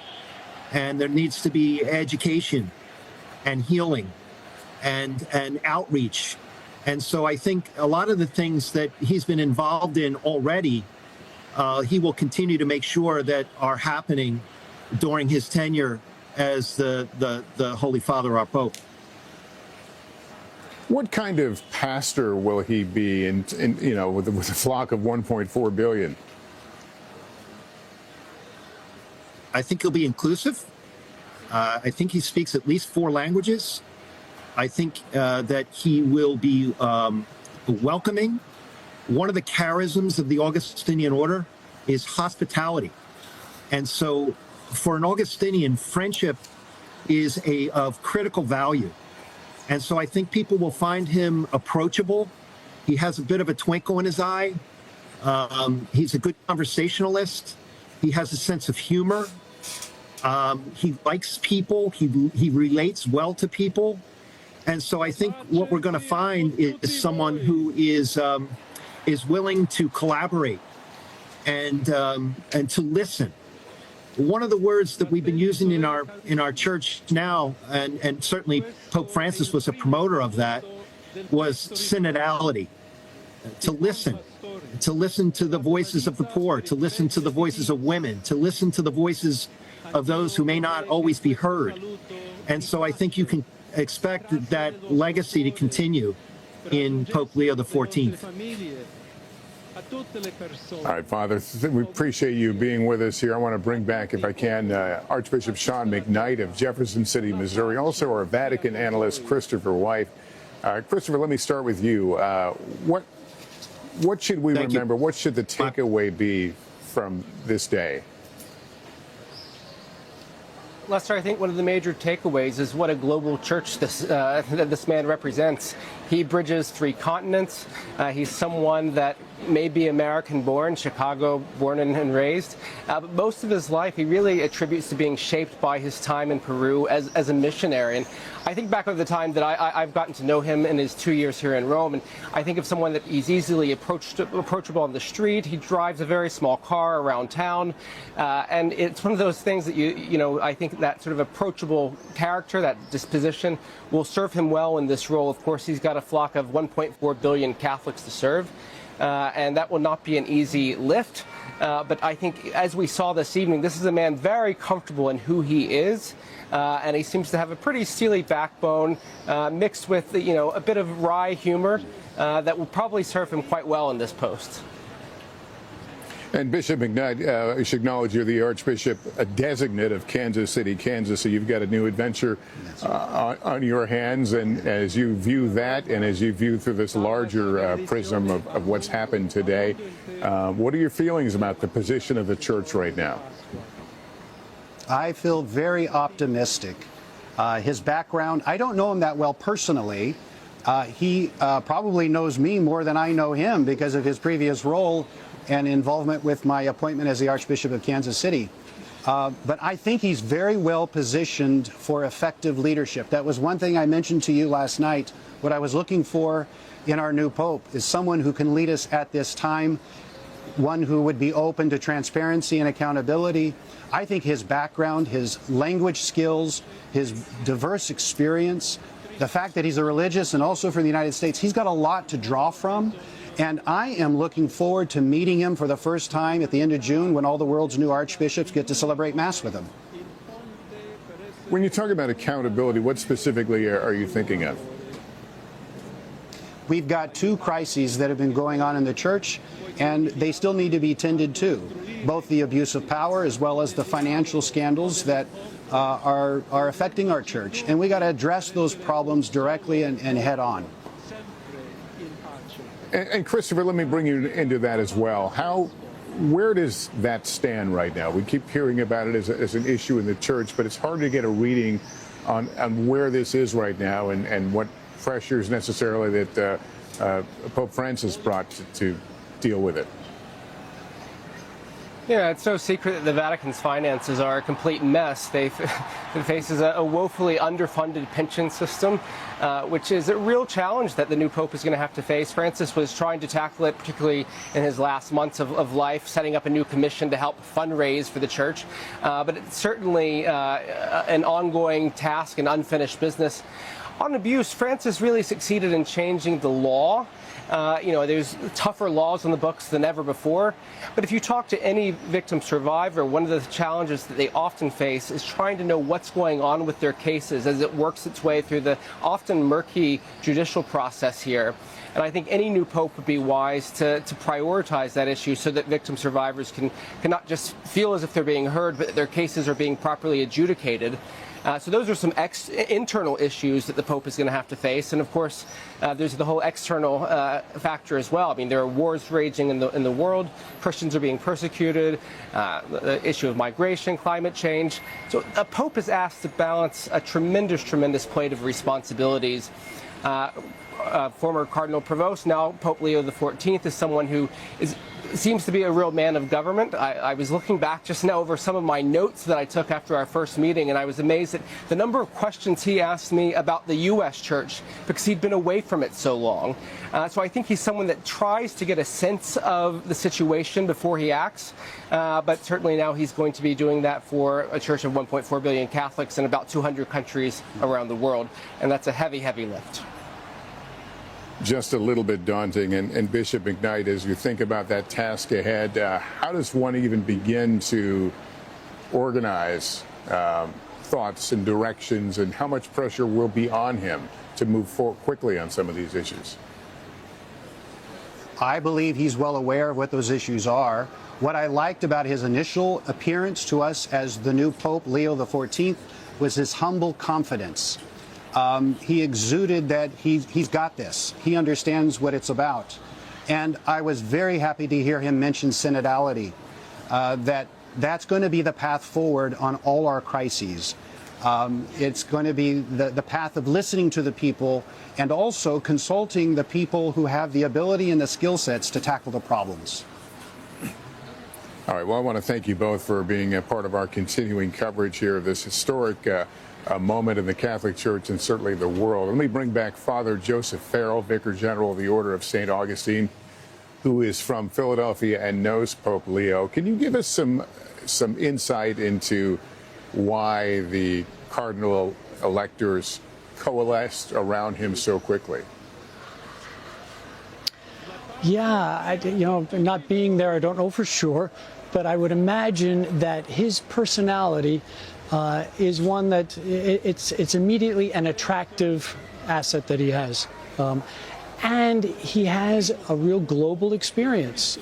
He would know many of the cardinals who were there electing him from his work that he did as the Augustinian Prior General, work that he has served as a bishop in Latin America, especially in Peru. He worked on many international commissions in Latin America. So some of the cardinals would have already known him and would have realized that he's a good choice. Can you give us a little insight into what an Augustinian is? Sure. So the Augustinian order, the Order of St. Augustine, is based on the theology, the spirituality, the life of St. Augustine of Hippo. So St. Augustine was a North African bishop. What's now currently Algeria is where he served in the Diocese of Hippo. And he was in the 4th and 5th century. The Augustinians themselves were formed as an order in the 13th century. So 800 years after Augustine lived, people were still recognizing the importance that this African bishop had for theology in the church and in the world. So the Augustinians follow that rule that Augustine had established. That rule was especially concentrated on community life, of friars and sisters living together in community, depending on each other, being responsible to each other, at times correcting one another, and living that community life so that we can then go off and respond to the needs of the church. But what's core is living with one mind and one heart. Yeah, and how does that inform us about then what kind of pastor, what kind of teacher, what kind of pope he will be? I believe that as pastor, as teacher, as pope, as preacher, he recognizes intelligently that the mind and heart have to always be in conversation with each other. That one does not think just rationally, nor does one think just from their heart, but have that conversation constantly going on between mind and heart. And I believe he'll bring that to his papacy. Yeah, I think that also kind of runs in order with some of the things we heard in his remarks earlier tonight. Thank you so much for being with us as we continue to gauge reaction.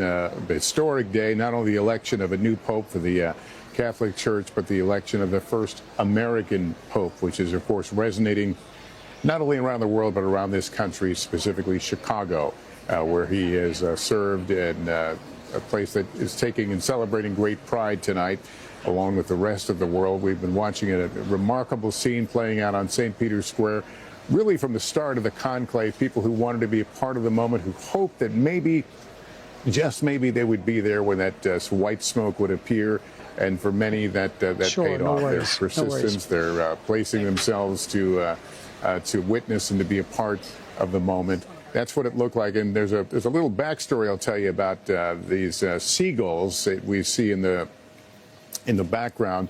Prior to that, the crowd erupted in applause, and we weren't quite sure what it was. It was a seagull chick that was struggling its way to get to mom, and people could see it on the big screen, and that we all got ready for white smoke at that moment, but it was a seagull. I think you can see it in that picture. You could see.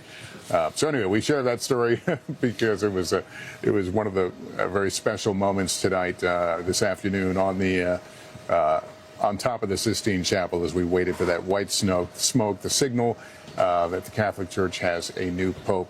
I want to bring Anne and George back into the conversation. You've heard some of what we've been talking about and some of the many issues. You think in a position like that, you're going to land on day one and everyone's going to want a piece of you.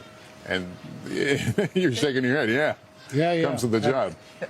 Please, Annie, go No, ahead. you were asking Father Farrell about what his spirit is, where it comes from, and he quoted St. Augustine here, and he says, "With you I am a Christian, for you I am a bishop."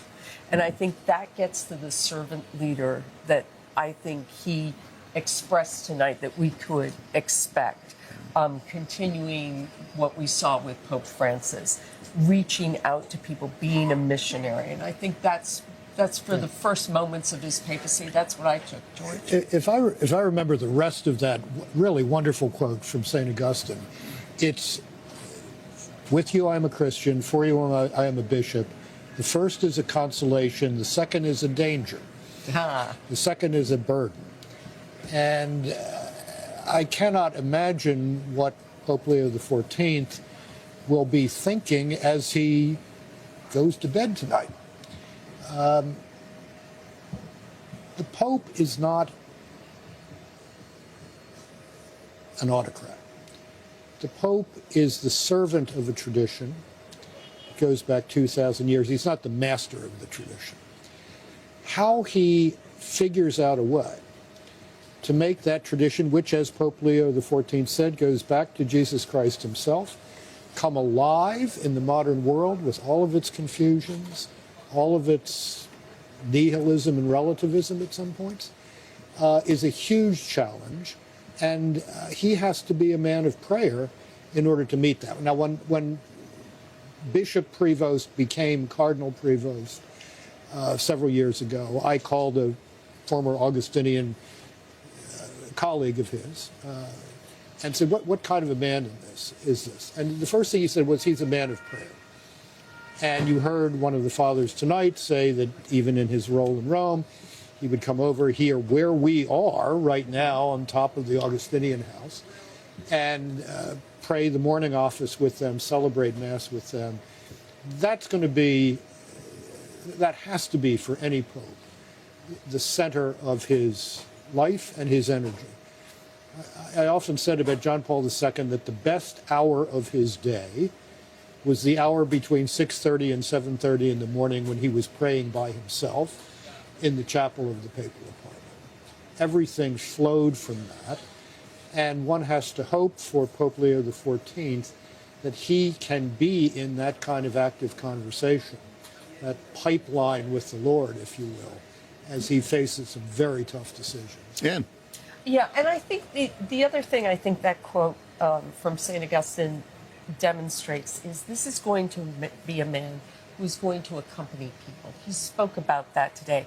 He wants to build bridges. He wants to help people. That's what he's done in Peru. That's what he has done here in Rome. And I think we will see that going forward. All right. I want to go back out to St. Peter's Square, where we saw the huge crowds today. People waiting for the smoke, and then after the smoke, waiting to meet the new Pope. Molly has been down there, and let's check back with her one more time. It still looks like a pretty busy place. Yeah, Lester, the crowds have definitely thinned a little bit, but people are still milling about it, and people are still smiling and celebrating and kind of saying hello to strangers, and it's this really friendly atmosphere. I'm joined by Jess, remind me your name again? Lex and Chastity, excuse me. You guys were friends, are friends. You guys had already planned this trip to Rome, and then you wound up here today. You've been out here all day. Can you describe what it was like for you? It was remarkable, truly. I'm still, I think, in shock and almost rendered speechless, which is really weird for me. The fact that we get to be here is so special, and I'm just so grateful. And you guys are practicing Christians. You're a Catholic. What does it mean for you to be around not only a lot of Catholics, but also people from all over the world? I mean, like Jess said, I'm just at a loss for words. It's just so powerful. You could just feel like the love and the spirituality. Like, it's the holiest of times to be in Rome and during a jubilee and the conclave to experience the white smoke. Like today, we were texting our families being like, I might be there when they pick the Pope, and then no, it's just to be blessed by him and to have it be the first American Pope, just to be a part of a historic moment. It's just incredible. Overwhelming. Yeah, overwhelming, and just blessed to be here. When you saw that white smoke, what was going through your head? We were crying, we were hugging, we were jumping, we were just like rejoicing, and it's just a feeling like, I don't know, we just looked at each other and we totally expected it to be black. Yeah. I was hoping. We just all day today, we're like, everything was trying to not get us here, the flights, everything that was going on, and we're like, we're going. We're like, no, we're going. But what if they do that? What if they pick the Pope today? What if we're there? and you will always have this. Yes. Chastity, what did it feel like for you? I don't want to cry again. It's okay. It was very overwhelming. Just the love, you can feel it. You can feel it from everyone. As soon as the white smoke went up, everyone just felt like we were all together, and these are my best friends, but it felt like everyone was my friend, and we were just all holding on to each other and crying. I mean, what other place in the world, what other event in the world would result in an experience like that, surrounded by people from, again, speaking all different languages, rich, poor, young, old, from everywhere? Nothing's Have you gonna ever compare. experienced? Nothing's going to ever compare to this moment. I don't think we'll ever will again. As Americans, how do you feel about having an American Pope? Something that I'm sure that many of you have been told probably was not going to happen. It was very unexpected for certain. Absolutely. Yeah, I think it's something that's going to be really unifying and something that we needed. The world needed, our country needed, and my life needed. I feel a lot of pride hearing that it was like we were all shocked when everyone was looking at each other like, did they just say wait, what? American? And there's just this sense of pride that we have just representing our country and having the Pope. I mean, it's just. Yeah, you guys have also been hanging on to each other for the entire time I have seen you. There have been tears coming down. You've been FaceTiming everyone. I know. What a day for the three of you to experience together. Thank you so much for sharing that joy with us. We really appreciate it, and it's certainly something we're hearing from a lot of people. You also seem to recognize people as they were coming out, and it's just been a real family experience, I think, for so many of you out here on the square. Definitely. Thanks, guys. I really appreciate it. Lester, I'll send it back up to you guys. Okay, Molly, thanks very much. And I'm thinking, as we kind of review the day, we had talked yesterday about, how business got done, what happened over lunchtime and dinner time, and that's where the real discussions are. And I'm wondering if we didn't put enough value on that's really where this happened. Not in the Sistine Chapel per se. But it could have, Lester. Certainly things got solidified very quickly.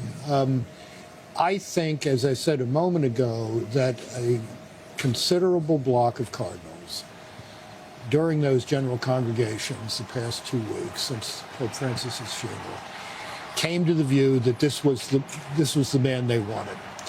And if you come in with a strong block like that and you can build his vote, as they manifestly did from last night till this afternoon, you've got a very good shot at getting your man elected.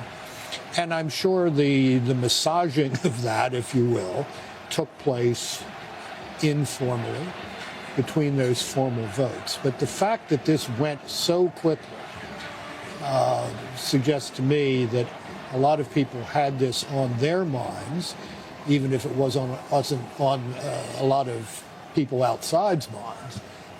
From the beginning of this process. And is that the pre-conclave? Is that showing the value of those moments together and the decision? Remember, we thought they were going to start on Monday.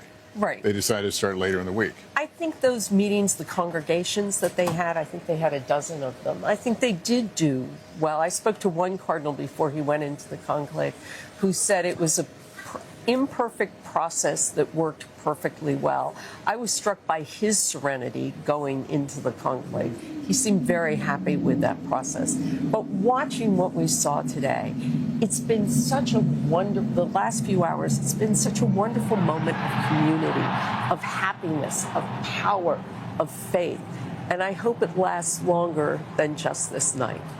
So when we saw him today come out on the loggia, I'm not sure which one of you. Somebody mentioned how relaxed he seemed. Yes, he did.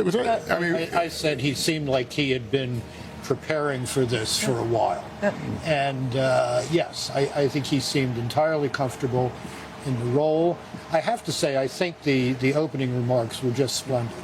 And it set a good tone going into next week when he will liturgically introduce himself to the world. Well, that concludes this NBC News special report. More ahead at NBC News Now, online at NBCnews.com. And we'll have a full wrap-up when I see you back here for NBC Nightly News. I'm Lester Holt in Rome. We want to leave you now with the incredible sights and sounds of the last couple of hours.